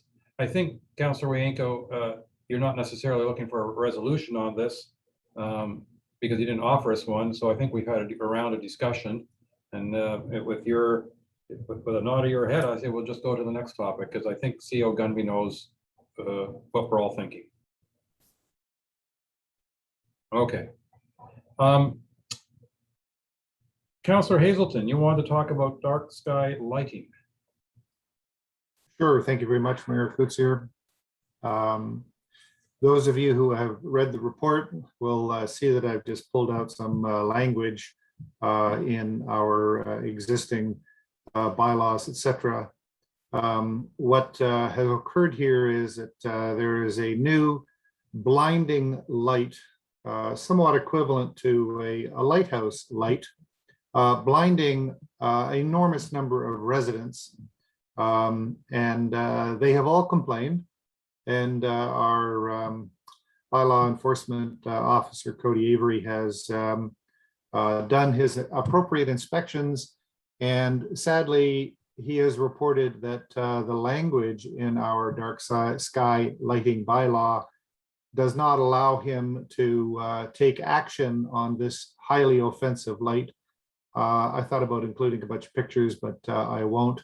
If you think that cottage, that floating steel container cottage is offensive, at least at night, you can't see it except perhaps from some minor lighting. A light that is highly offensive, but maybe still complies with the structure of what a light is supposed to be, but that light blinds you in your cottage and prevents, and actually is a hazard to navigation. These are things that need to be correctable and enforced, and I encourage us all to ask staff to look into what changes should be done in our bylaw to enable our bylaw enforcement officer to actually be successful in doing his job at preventing these offensive things. Thank you. Councillor Cooper. I'm not going to repeat any of that other than the navigation hazard. I'm not sure I know the site that Councillor Hazelton's referring to, but I know another site where there's a new significant amount of lighting, which is a really serious navigational problem. It happens to be located at sort of a change from a rather relatively narrow channel to a very open body of water. And yet there are these several spotlights that are blasting down and up the channel so that when you're trying to navigate, all you're seeing is this huge headlight. You can't really tell where you're going. So it's very dangerous. So I would agree that it would be very helpful if staff could take a look at our bylaw and see if we can put some really important teeth in it as it pertains to the navigation aspect, aside from being very annoying to people in the area who are trying to get some sleep. Thank you. Councillor Yanko. Yeah, I think some of us were around when we developed the dark sky policies for our township, and I thought they were pretty good at the time. So I'm quite curious as to find out from Cody as to what's wrong with our existing policy. What has to change in order to be enforceable? I thought they were enforceable, and I was very glad that we did pass a lot of these policies. But what did we miss out on? If you can maybe explain why they're not enforceable. Mr. Avery. Thank you. Through your worship, to Councillor Ranko. Just as a cool notes, I don't want to get into review the whole bylaw here over conversation, but in short, the bylaw, defines many different types of lighting. It defines the prohibitions of different types of lighting, such as laser source lighting and spotlights and so on. Where it gets tricky is on some of the definitions of what the bylaw classifies as light pollution or light trespass. And there's two different definitions. One of them in particular, essentially light trespass means the shining of light produced by a luminaire beyond the boundaries of a property in which it's located. In short, when we're dealing with some waterfront properties, it is difficult to enforce the light shining beyond a property line when we're talking about the glare off water. From an officer's perspective, I'm not an engineer in lighting. It's tough for me to define where that light stops and starts. And when it comes down to, unfortunately, the situation that has been referred to by Councillor Hazelton, it is tough to enforce that, as well as the note of safety. There's nothing in the bylaw that excludes that someone can, have lighting for the need of safety for both residential and commercial operations. As an officer that is, again, enforcing it, when the note of someone is using light to protect themselves from, from a safety and security aspect, that's also puts a bit of a caveat in the enforcement end of it in terms of, things going to court. And as well, the bylaw, it doesn't have teeth when it comes to enforcement when you're talking about properties and these definitions included. There's a bit of inconsistency when it comes to the definitions. And then lastly, I just want to make note on some of the issues around navigation that's been brought up. To my knowledge, that I don't believe the municipality will be able to provide teeth when it comes to our municipal bylaws around navigational lighting. I think that would again come back to the Transport Canada, the federal government waterways that we're talking about. So I don't know if included in this resolution, if that'll be an aspect that we can touch base on in terms of the navigational lighting of the waterways. Okay, thank you. Councillor Jarvis. I don't know if this is helpful to anyone. I'm going to name names, and it's Ardelon Island that's the issue at the top of the opening of the Honey Harbor Channel up this way. And I do know, fortunately, I'm not impacted by it, but I have neighbors who are. And one did refer it to the feds as a navigational issue, and apparently the feds have been dealing with it. I don't know if that lighting issue is still a problem at this time. I'd be curious to know if anybody can help me on that. But my indications were from a neighbor who had contacted the feds on this, is that the issue had been dealt with at Ardelon anyway, because I was impacting a main navigation feature. And so the feds were involved in that. But yeah, I'd be curious to know in follow-up if anybody's heard anything more on that. Okay, I'm just going to add a couple comments here. I'm going to read the resolution shortly. And clearly what I'm hearing from Mr. Avery is that the bylaw needs to be reviewed. I'm very familiar, I believe, with the situation that Councillor Hazelton has referred to, because I boat by it on a regular basis, including in the dark. And in my humble opinion, the three exceptionally bright lights that are lighting up the trees and the sky and the grass below it, but not a pathway, it's clearly to highlight features, is in the most polite term I can come up with, frickin' obnoxious. And if our bylaw doesn't cover those lights, it's inadequate. And with that, the resolution proposed by Councillor Hazelton reads, this is moved by Councillor Hazelton, seconded by Councillor Jarvis. Be it resolved that council directs staff to review bylaw 2015-037, dark sky lighting bylaw, and recommend any changes required to enable enforcement to ensure lighting from any property within the township does not negatively impede on neighbors. All those in favor? And that is carried. Thank you. All right. I think the next one is Councillor Hazelton as well. And the topic is speed zones along what you call Marina Row. Councillor Hazelton. You can call it whatever title you want, Marina Row, Main Street of Honey, of the marinas or whatever. But anyways, this is the path that is in front of the Delawana, the boat club, Nautilus Marina, down to Rick's Marina, down right out to Trails End Cottages. It's the south shore of Mermaid Island. And the community triggered by Nautilus Marina have done a fairly comprehensive report. They provided that to council. And what I think we as council should be doing here is two things. Number one, recognizing that we are not the decision body on this matter. There are other elements, so other levels of government that actually make the decision on whether this is something that will go ahead or not. But we have enough support from all of the commercial establishments along that shoreline who are all agreeing that this is a dangerous, congested waterway, and it is actually a smaller and more congested waterway than many other waterways that are already speed zone marked in our Honey Harbor community.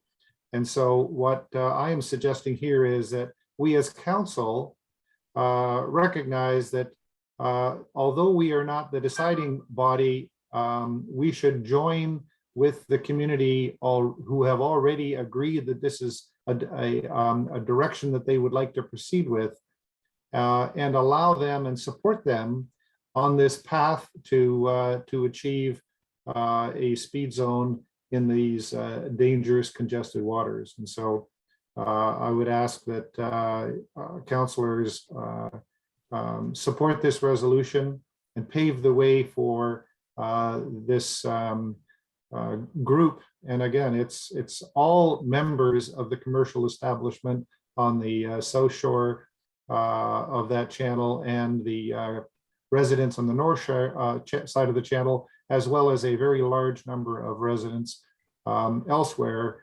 who are all supportive of this speed zone initiative. Thank you. Mr. Fedori, I see your face. Did you want to comment on this before I turn over to council? I don't disagree with Councillor Hazelton. Being how VOR signs are extremely hard to change, I think it would be beneficial to have petitions with more people signing it. I got 11 letters in the documentation that I seen for support, and there was no report of OPP incidents or anything like that. If we could get that, I think if we're going to apply for this VORs, we need to get all the information we can and as much documentation to try and get it changed, because it's extremely hard to get it changed. And right now with the documentation that was provided and the 11 letters of support and the engineer's report, I don't know if that's enough to get it changed. That's just my thoughts. Okay, thank you. I saw Councillor Bocheck, Councillor Wienko's hand, then I see Councillor Jarvis. So let's go in that order. Bocheck, Wienko, Jarvis. Thank you for bringing this to council, Mr. Hazelton. I happen to have had lunch yesterday. The traffic wasn't bad on what we call the 400 Aqua extension, because that's basically what it is. I've had concerns brought to me from residents that don't want to see this VOR go through.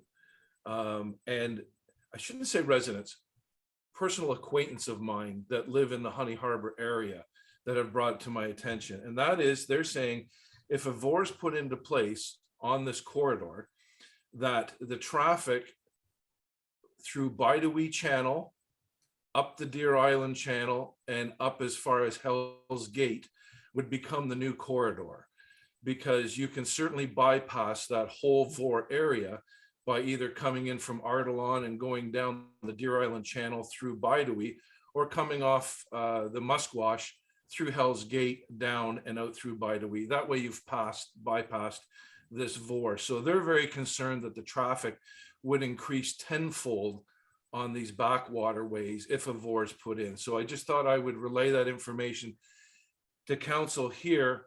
I still personally am in support of the VOR on that area across the front of Nautilus up to the Delawana. But there is objection to it, and I thought I would bring that to council so the people that have contacted me know that their voice is being heard as well. Thank you. Thank you. Councilor Yanko. Yeah, I would like to support this resolution also, but I have some concerns with the procedure that we're following. I think the VOR policy has a process in it. And at some point, and maybe Dave can correct me here, at some point along the way, the township should get behind the support. I'm just wondering if we're a little premature on this. If we pass it today, does it still come back to us later for some kind of official resolution? I'm not quite sure what the process is here, but are we ahead of the process, or should we wait to get more information before we pass this resolution? But I'd like to see the thing go forward, but I just don't know where we stand in the process. Maybe Dave can help us out there. Mr. Fedori. So they have met some of the requirements for the VOR policy on it. The one thing is the problem clearly identified: federal government intervention is justified. There hasn't been any incident reports from the OPP that we've been provided with. Yes, there's been talk of dock damage and wave damage, which occurs on all of Georgian Bay if boat goes, puts up a big wake. My feeling is if we can get some incident reports and some more people sign the petition, they would have a better chance of getting this approved. I'll let Councillor Hazelton respond to that. Well, that was my question, though. Oh, sorry. My question was, where in that process do we get to pass this resolution?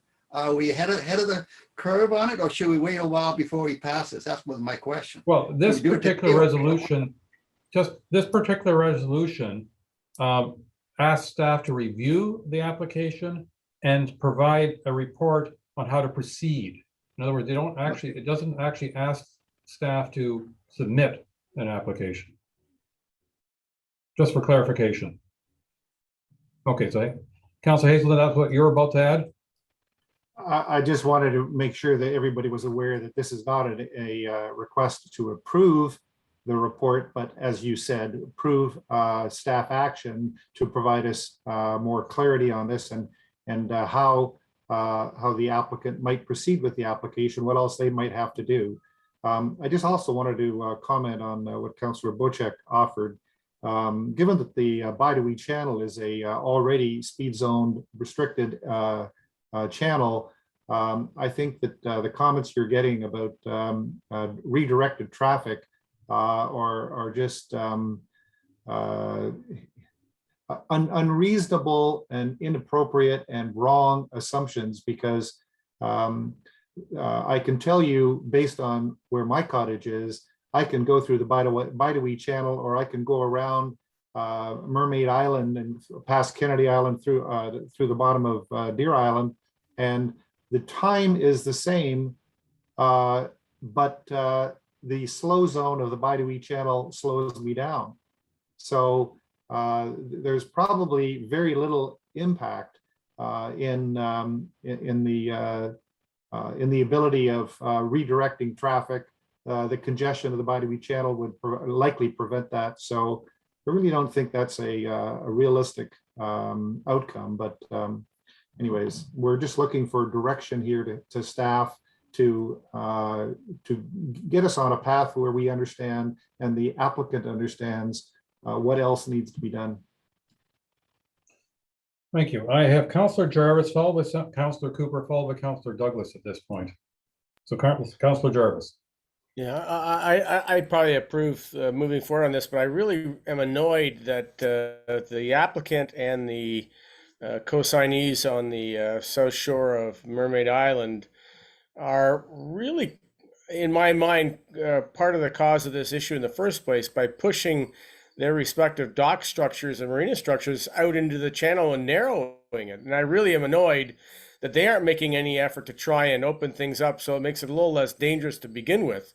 It bugs the heck out of me that they may be in part a cause to this issue in the first place, and yet they are seeking our input and possible approval for something to mitigate a situation that they have been part and parcel of causing in the first place. Just ranting. Thank you. I can't criticize the occasional rant. Councillor Cooper. Thank you, and I'll make it very brief. I support that our staff look into this. I think it's needed. I would just make a couple of other quick comments, and that is, it is a relatively short distance, this VOR. So it's not like we're talking about several kilometers or whatever. It is a narrow area, and yes, Councillor Jarvis is correct that the marinas have pushed out into the channel, but they got approval for it. Where did that approval come from? So we need to remember that. I suspect the township had to play a role in it. I think it's a water lot issue or something like that. So we just need to remember that.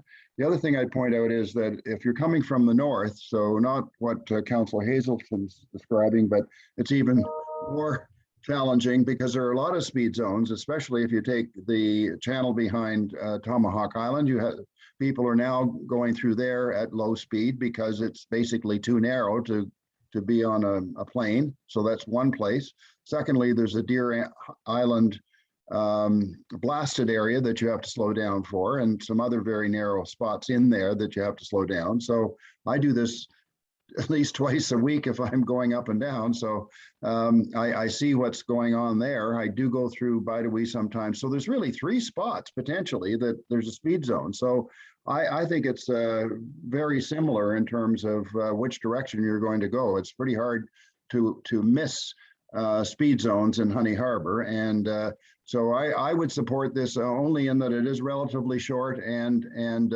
it's pretty wild at those 2 marinas. I find it dangerous. I landed in my smaller boat there the other day, and I found my boat smashing. I had to leave. So thank you. Thank you. Councillor Douglas, your hand was up. Yeah, thank you. Well, I'll keep this brief because brevity is kind of my thing. I think Mr. Fedori's probably given us the path forward of what he needs from a staffing perspective to make this a viable application. And if I'm not mistaken, Mr. Fedori, perhaps you can just let me know if I'm correct on this one, but I think it's very hard to get these VORs passed. I think there's only been like one in the last 20 years that's been changed in this area. Am I right about that, Dave? Yes, that's correct. They're extremely hard to get past. Yeah, thank you. So I'm just going to suggest I do agree with this. I do think it probably needs to be put in place. I have been on that channel and it's crazy. From a boating perspective, quite dangerous, but I think you're going to need to follow what Mr. Fedori has suggested, more support in incident reports and more, just to give this application some teeth. Thank you. Thank you. I'm going to add a couple comments. One is that I had an interesting chat with the OPP a couple of weeks ago about speed zones and everything else. And of course, one of the rules they try to enforce is within 100 feet of shore, you should be going 10 knots or less, or I think they call it the 30-10. So 30 meters from within 30 meters of shore, you should be going under 10 kilometers, which basically means anytime your channel or narrows down to less than 200 feet wide, you should be slowing down. Now, I can think of a number of cases where there's little sections that are less than 200 feet wide and people rarely slow down, especially if they're towing somebody behind them. But the other thing that I thought was very interesting is that measure is shore to shore. It doesn't take into account docks. So you could have a for instance, 2 points and they're 210 feet apart. And it doesn't matter if there's 60-foot docks in each of those points. As far as the police are concerned, that's a 200-foot channel you can go through at speed. And that's one of the things we have happening in front of Nautilus and the boatworks, is that the channel has been made significantly narrower, but it's a man-made narrowing, not a natural narrowing, and therefore they won't enforce speed laws there without this VOR. And I know that VORs are a significant amount of work for staff, a pain in the butt, which is kind of frustrating when the odds of it getting passed are slim. I have no problem passing this resolution because the resolution is asking for staff to review the application. It's asking for staff to make a recommendation on how to proceed. And I'm sure at some time in the future, Mr. Fedori will make some recommendation to us. Having said that, I think he's absolutely correct. If people want this to happen, let them get all their ducks in a row. Let them get significant petitions signed. Let them provide all the information. And I think that would be extremely helpful. You know, one of the things Mr. Fedori has also mentioned is, are there any OPP incidents reports? Have the OPP received complaints? Have they done any investigations in this script? I think we need that information. And so that I don't want to discourage the applicants, but rather say a lot more work will improve the odds. Councilor Douglas, you want to add something? Yeah, I just had a quick question to Dave Fedori. Dave, is there such a thing as a no wake zone in Canada? And I'm not really sure about that. Or is it the VOR is just based off of knots? It's just the VORs that I'm aware of, and we did provide when we took over doing the signage, probably 10 years or so ago. We put 1030 signs up at all the public launches and that. Nautilus has a great big 1030 VOR no wake zone sign that they posted on their dock. If we get the documentation, I think they would have a better chance to get this approved. I think right now, if we were to proceed with the documentation that was provided, I don't know if it would get approved. Okay, thank you. I mean, the reason I bring this up, and I just want to make a comment on this. Having been a bylaw officer on the water, this was part of my job but not in Canada. So part of the problem that we run into is when they are judging a speed by knots, 10 knots could just put somebody still on the plane, but causing way more damage with their waves. So I don't really know how they monitor this, but I think the other problem that you have once you put a VOR in is if you don't have the on-water police in this situation in Canada there to monitor it, people just look around to see if they're around. If they're not around, they just zip through anyways. Or that's what I've found in the past. But I know to get a VOR put in, I mean, you have to think about what you're asking for here, because some of these big boats, you just put them on at, like a 10 knot, that could just be enough to create bigger waves. So careful what you ask for. I mean, you might want to do a little research on what that really means. I will add to that with regards to the wakes, and again, in my conversation with the OPP, their answer is that you are civilly liable Yeah, I know. for any damage your wake causes. Yeah. The trouble is, how the heck do you prove it? How do you Yeah. make that stand in court? And you need to have the photographs, you need to have the, if the police are aware of somebody's wake causing the damage and they can make the connection, they will be a witness in court. But it's not a, the police won't lay charges. It's up to the person suffering the damage to lay the charge. And that's why there's far too little enforcement of wakes, because it's extremely difficult for the police to measure it. And their, dare I say it, cop out is that it's a civil matter. The rest of, oh, say, Councilor Bochek. Is Dave? Yeah, Dave's still here. Dave, we had a delegation done by a lawyer representing was it the boat club, or was it, I think it was Nautilus, through Steve Dennington. We had a delegation by that lawyer, and it was my understanding when that delegation was over that they were doing all the legal precedents and all the work towards getting this VOR. So my question to you is, can a member or an organization not being a municipality apply for a VOR, or does it have to be the municipality that puts in the application for the VOR? That's part one of my question. Part two of my question is, what is the application fee for a VOR, and what would your staff time be dedicated to this at whatever your rate is for your staff time?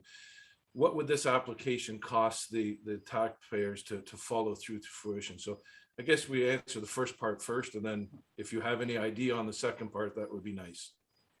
So the first part, it's the government agency that has to apply for the VOR. The second part, I can't really answer that because we've never went down this process. We've had Jonathan Doan come out, and we did a presentation up on Go Home Lake. And that's when Jonathan Doan, he said it's extremely hard to get a newer VOR sign in. Down in Niagara Falls, I know Kelly Nicholson had been talking to the fire chief who looks after him down there. And when Kaylee was inquiring about VORs, because this is a new process to the township of Georgian Bay, he asked how many people they had on staff to do the VOR application. And when Kaylee had mentioned that it was just her, he laughed. It's extremely time consuming. There's so much advertising. And once we go down this road and we do it, I'll be able to answer all your questions. At this time, I've never done it. So just my research on media is the application itself can be over 200 pages. Just in just the beginning of it. Yeah. And then all the support and documentation that goes along with it. So just to let everybody know that if we're going to get involved in this, that we're getting involved in this neck deep. You can't go at this half-heartedly. And it's going to be expensive, and it's going to be time consuming. And I believe it's worth it, but we just really kind of got to get a handle on prioritizing this in the township as far as how important is it compared to the other things we're dealing with, like boathouses and things like that.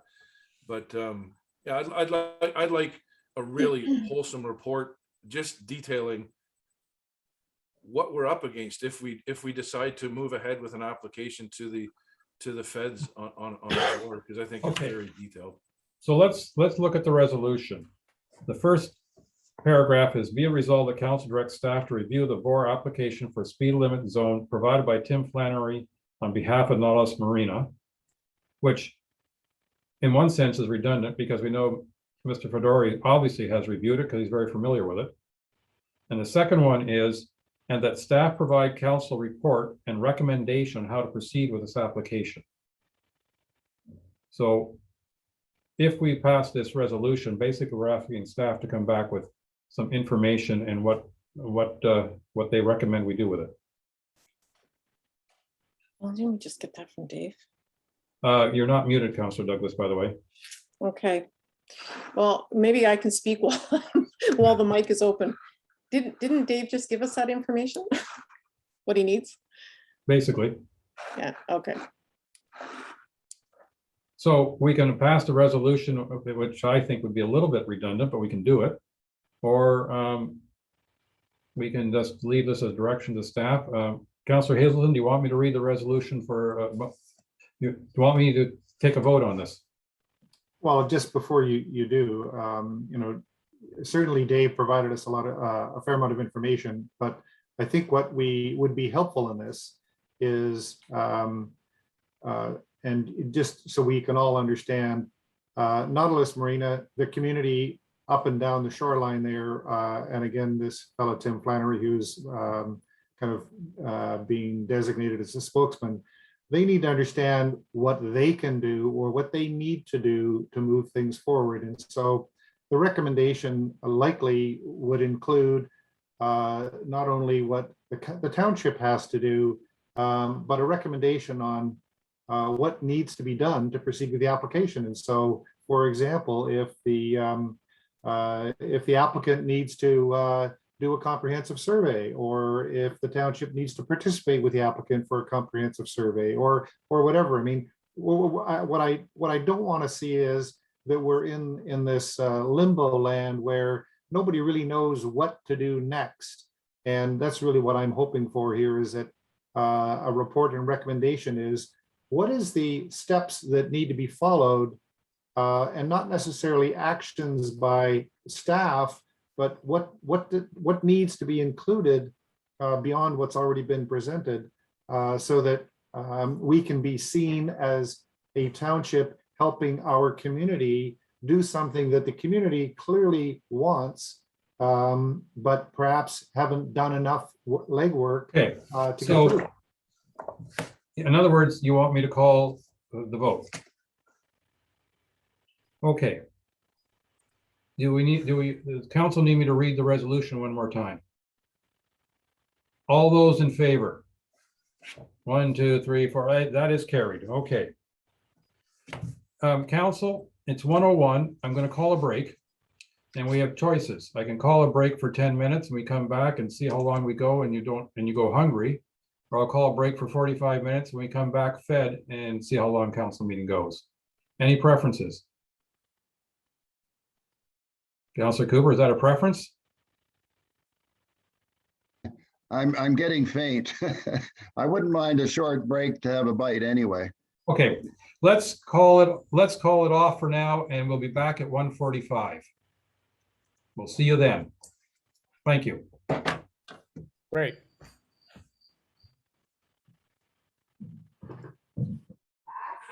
Yep.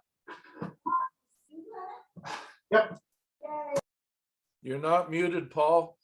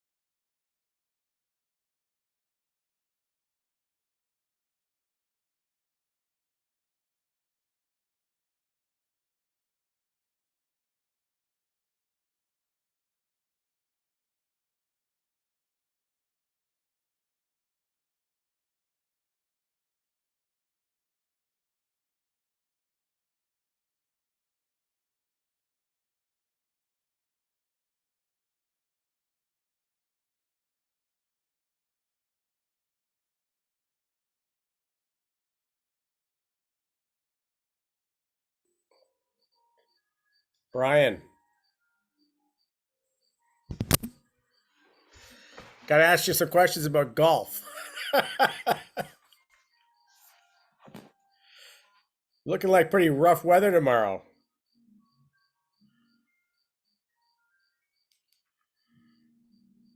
You're on mute. Can't hear you.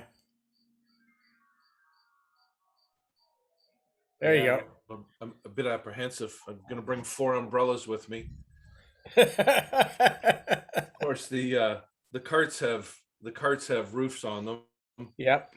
And they have a protection little canopy that folds down for your golf clubs. But I don't know. I'm teeing off at 9 o'clock, so I might miss the worst of it. I'm 11. I'm with Paul at 11. So somewhere between 11 and 12, and like 11:45 ish. Yeah, So. definitely bring a rain suit. Stephen. And rubber boots, right? Stephen, I would suggest getting one of those umbrella hats. There's a thought. I've played If you many arrive rounds 11:40. I've played many rounds of golf with a sou'wester on, trust me. If you arrive at 11:40, you'll be 20 minutes late. What time are we So at? try to 11 get- what? 20. Be there by 11. I'll be there before 11, Paul. I'll aim to be there well before 11. I'll bring you an umbrella. Don't worry, I've got a rain suit I can wear. I'll be Or you need making both. I'll be making the corner by 11 o'clock. Maybe I'll run into you guys. Okay. All right, all this golf talk, isn't that for tomorrow? Yeah, well, it's nice to be prepared there, Mr. Mayor. Yes. Enjoy yourself, Stephen, and thank you for taking my spot. I appreciate it. I don't know if the people I'm playing with do, but yeah. Oh, I'm sure they'll appreciate it knowing what my golf game's like. But anyways, thanks for that. All right, let's see if we can't get this thing rolling again. We are still live and recording and all that stuff, Ms. Way, so we can just go ahead now. All right, so let's reconvene. And I believe the first item on our agenda is 10F, Education Center for the Great Lakes. Councillor Cooper. Thank you, Mayor Kutzier, and hopefully this will be short and sweet. There's a resolution that you can read there, which basically is talking about sort of a public-private partnership with the objective of establishing an education center in Honey Harbor. And this isn't a new concept, but it's sort of been resurrected, and I think resurrected very appropriately, given the passing of the former Premier Bill Davis, and having an opportunity for a naming of something. So I sort of started pushing this a bit I mentioned at our last council meeting, and then subsequently we had a brief discussion at the district, and have then had assistance from both our mayor and the district chair to try and get this concept in front of the province. Because when I say it's a public-private partnership, I see it as, primarily provincially government-driven. It's an education institution. It has to do with the environment. So those would be at least 2 ministries that would be involved, and that's where the sort of funding would need to come from. I just am really looking for support from the township, saying that this would be it would be a great idea to see if we could come up with something that would not only benefit our communities, but honor the former premier.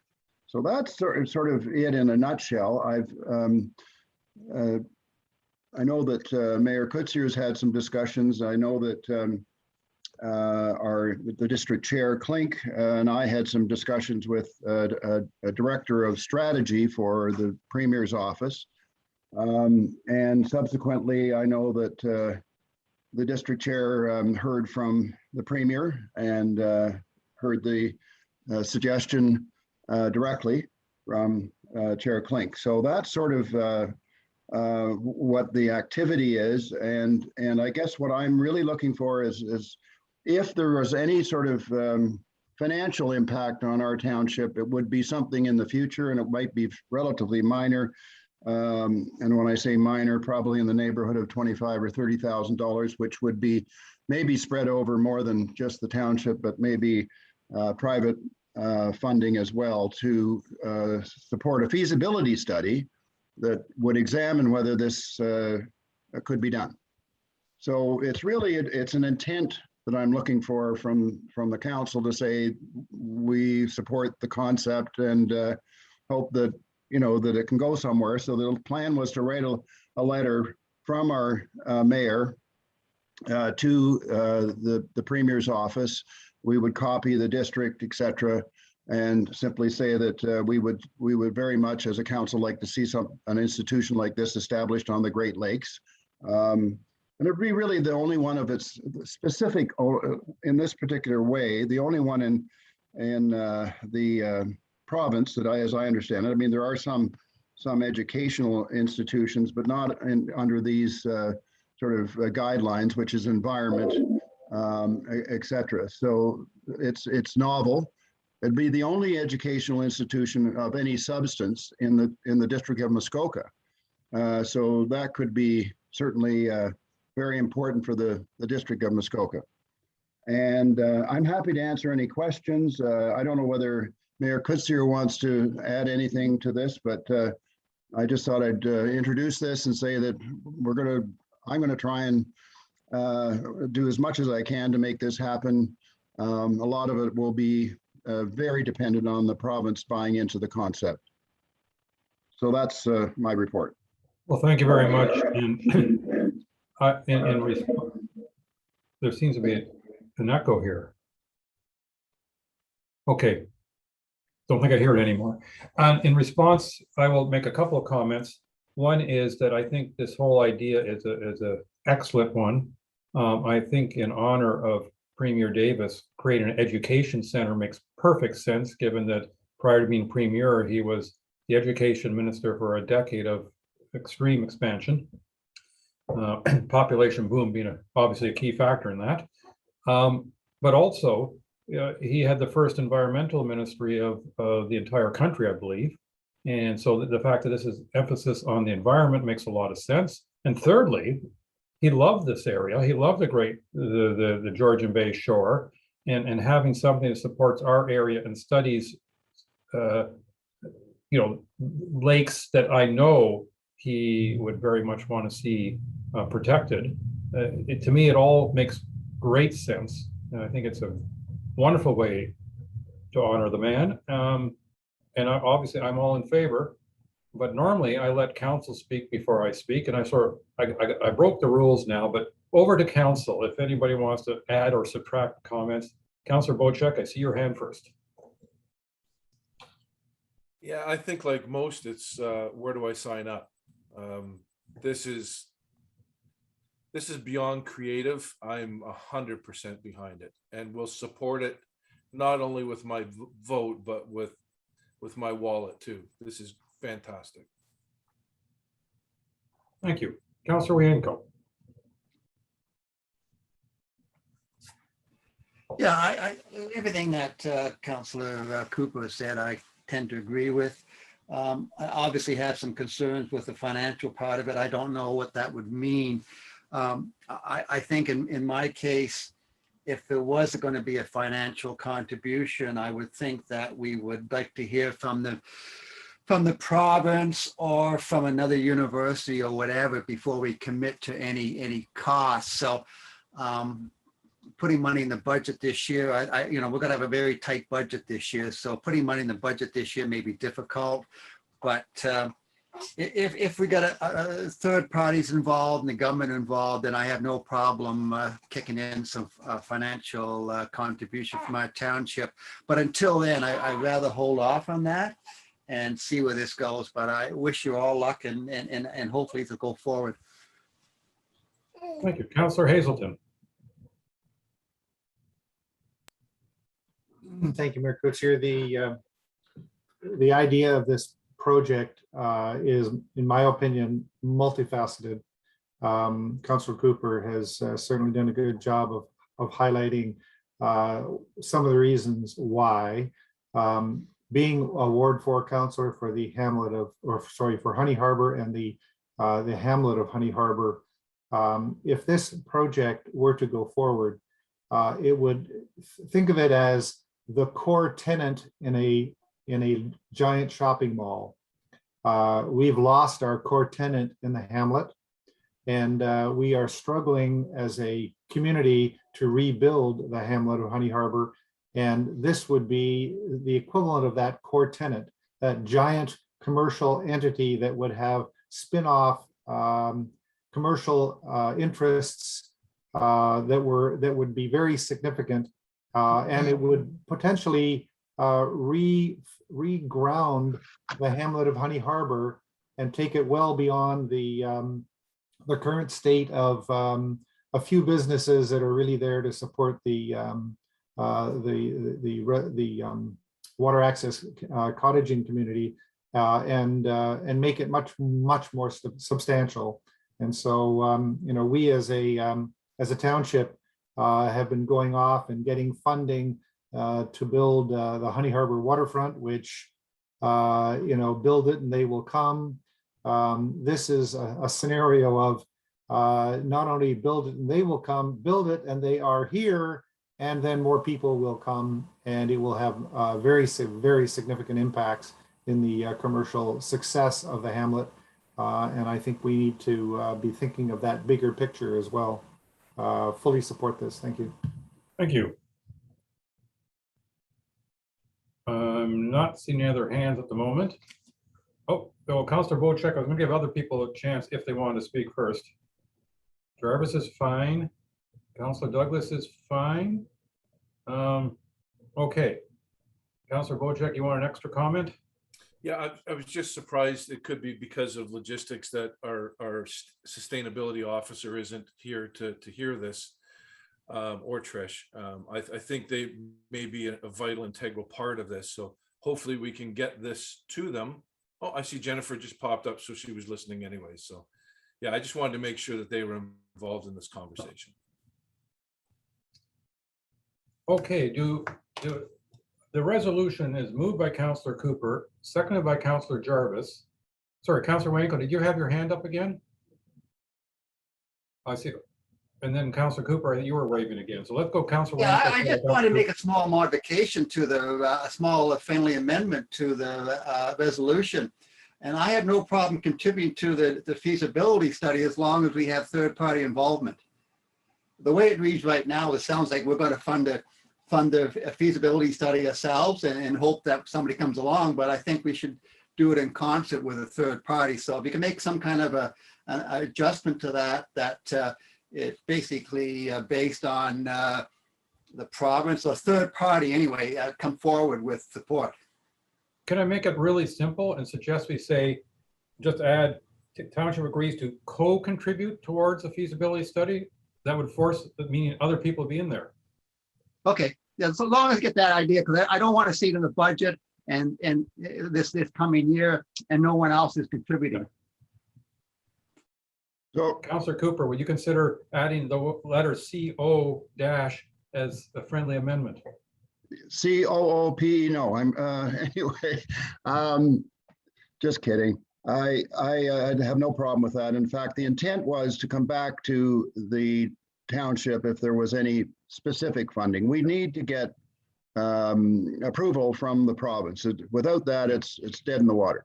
The other thing I'll say is the last time this came forward, I was able to get what this term I've learned, the 3P support. So corporate support,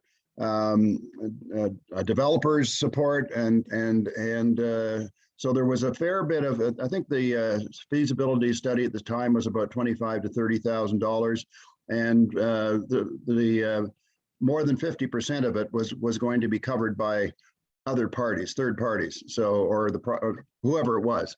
So I just wanted to reassure that it still has to come back to get funding. it's say, I am really looking for support to say, let's get on with it and see if we can do it.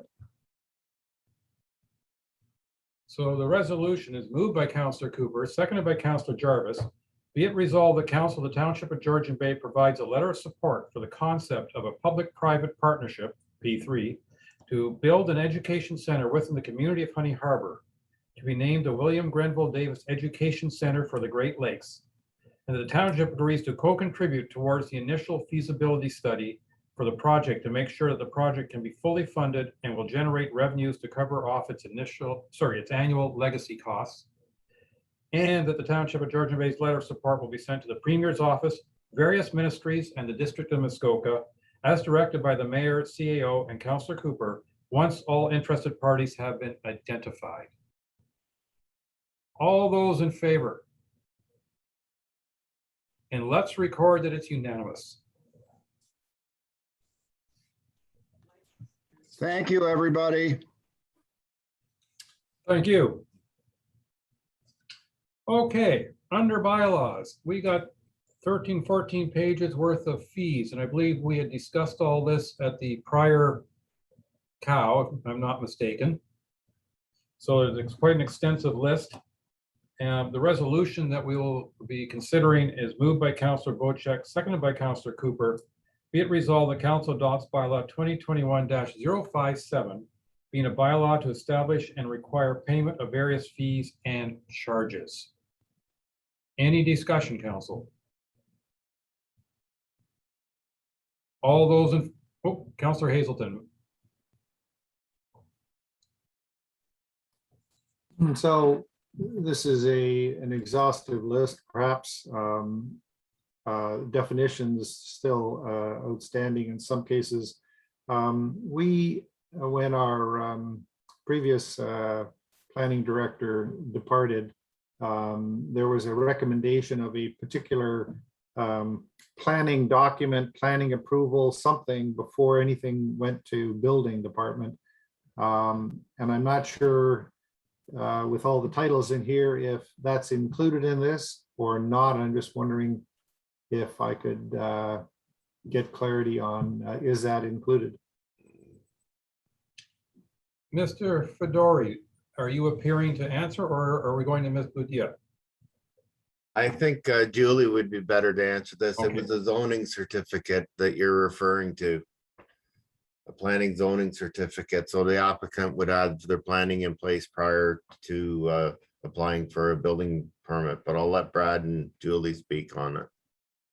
Ms. Boudia. Through your worship, I believe 99% of the recommendations that our prior director of planning had put together are included. I think there's one missing piece, and we were, I think, missing a little bit of due diligence behind it. Brad could probably speak more about it. However, as I've mentioned before, any piece of this user fee bylaw can come back individually if amendments are required. And hopefully we'll bring this back annually for approval and updates so that we never fall behind. Yeah, and I will note that there is a section, and it's on page 124 of our report, but it's titled Zoning Review of Development Applications. Mr. Oster, can you confirm that that's what Councillor Hazelton is probably looking for? Yes, through you, your worship, to Councillor Hazelton. That zoning review fee would be charged like with a building permit. So if somebody was to apply, that would cover the planning review of that building permit application before the planning department signs off and gives it to the building department. So just for clarity then, is that a specific document, or I guess what it was a brilliant idea. And I don't know with this list of things where it fits. Brad, you're suggesting it's part of a building permit, but my understanding was the recommendation preceded a building permit application to ensure that the zoning was in place to then either proceed with a building permit or not, depending on whether or not a building permit existed. And I don't know where that is. Yeah, so there's kind of two pieces to it. The one goes with the building permit. The other fee is the formal pre-consultation fee. And that one is under the miscellaneous fees. It's kind of split into two, essentially being a minor or a major pre-con fee. And those would be charged like prior to somebody making a Planning Act application, so we can review with them all of the applicable policies, the complete application requirements and everything like that. And that details it out in a formal memo to a potential applicant before they make the application. But I also think for clarity, when anybody applies for a building permit, the building department automatically asks the planning department for a review of the application to make sure it's on side. And so they don't issue a building permit without planning saying it's okay. I get that. What I'm trying to deal with here is the problem we've talked about several times, which is if I am trying to build something that's sub 10 square meters, I don't need a building permit in theory, depending on what I'm going to use it for. And that was one of the things that our former director of planning had recommended, that the process always go to, well, that everybody, regardless of anything you want to build, it needs to go to some approval process so that we don't have the case that we're currently in, which is somebody thinks they're going to build something sub 10 square meters. They know they don't need a building permit because that's the common knowledge out there. And these things are being built all the time. And our director of planning had come up with a strategy to prevent those things from happening.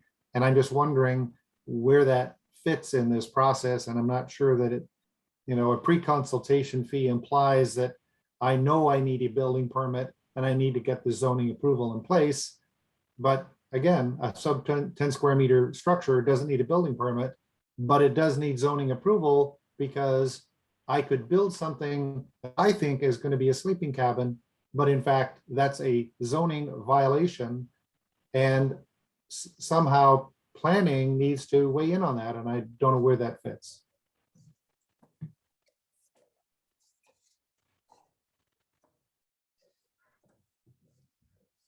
Well, I think that short of informing our residents that they require a planning permit for any structure, we don't know who's building what out there until they actually come to the township to apply for a permit.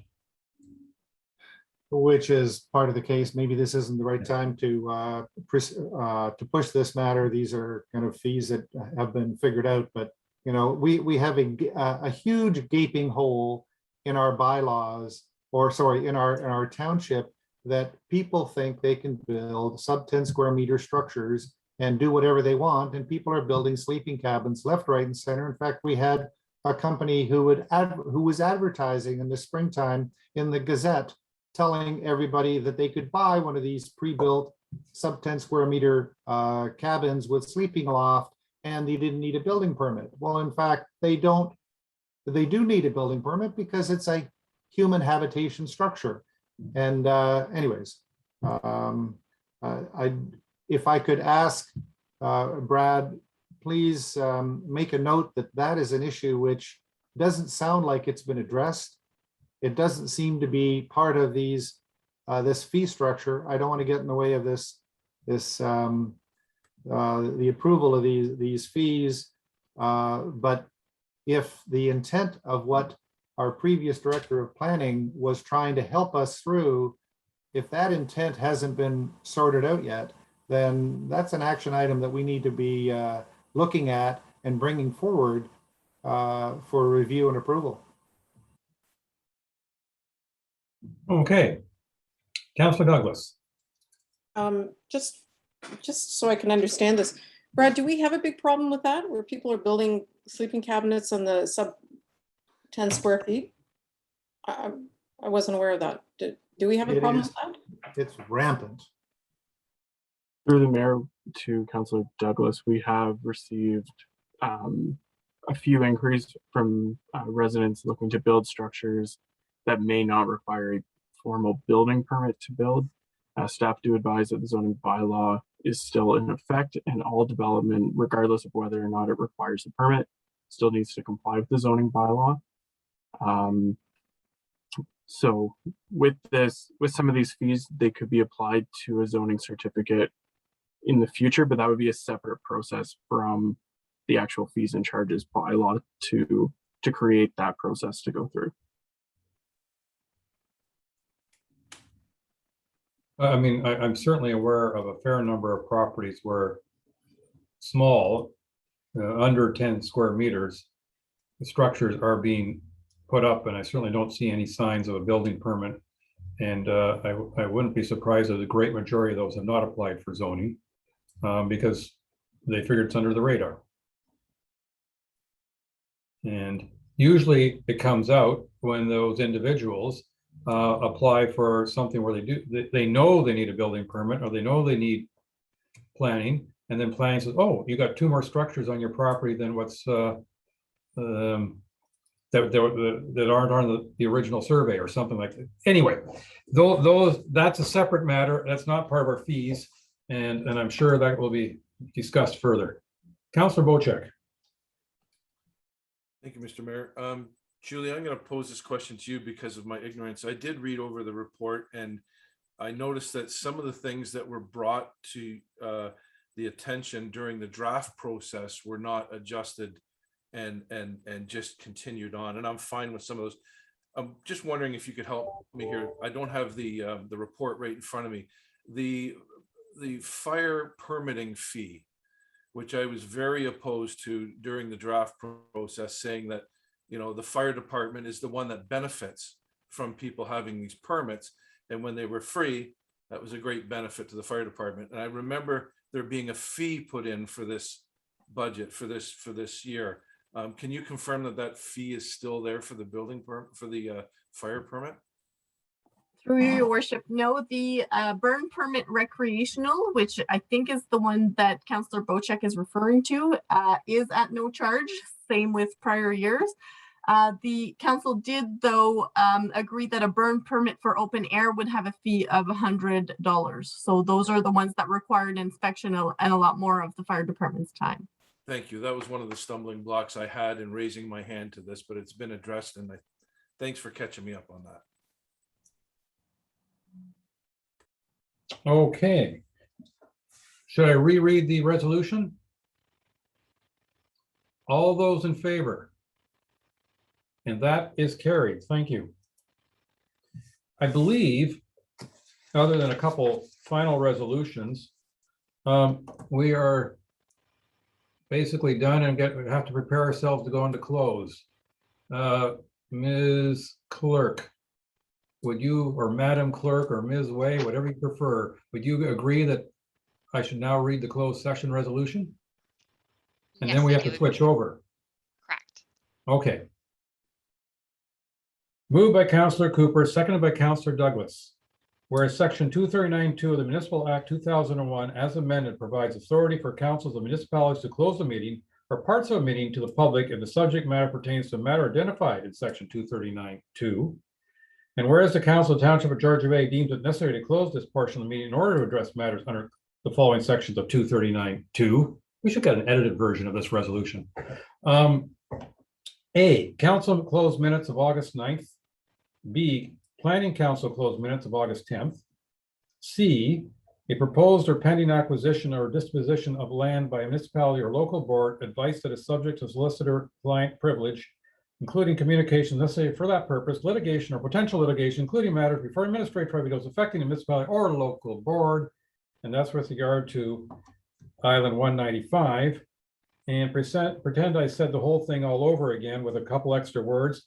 And D is Delawana Resort. E, personnel matters about an identifiable individual, including municipal or local board employees, labor relations or employee negotiations, and that's an HR update.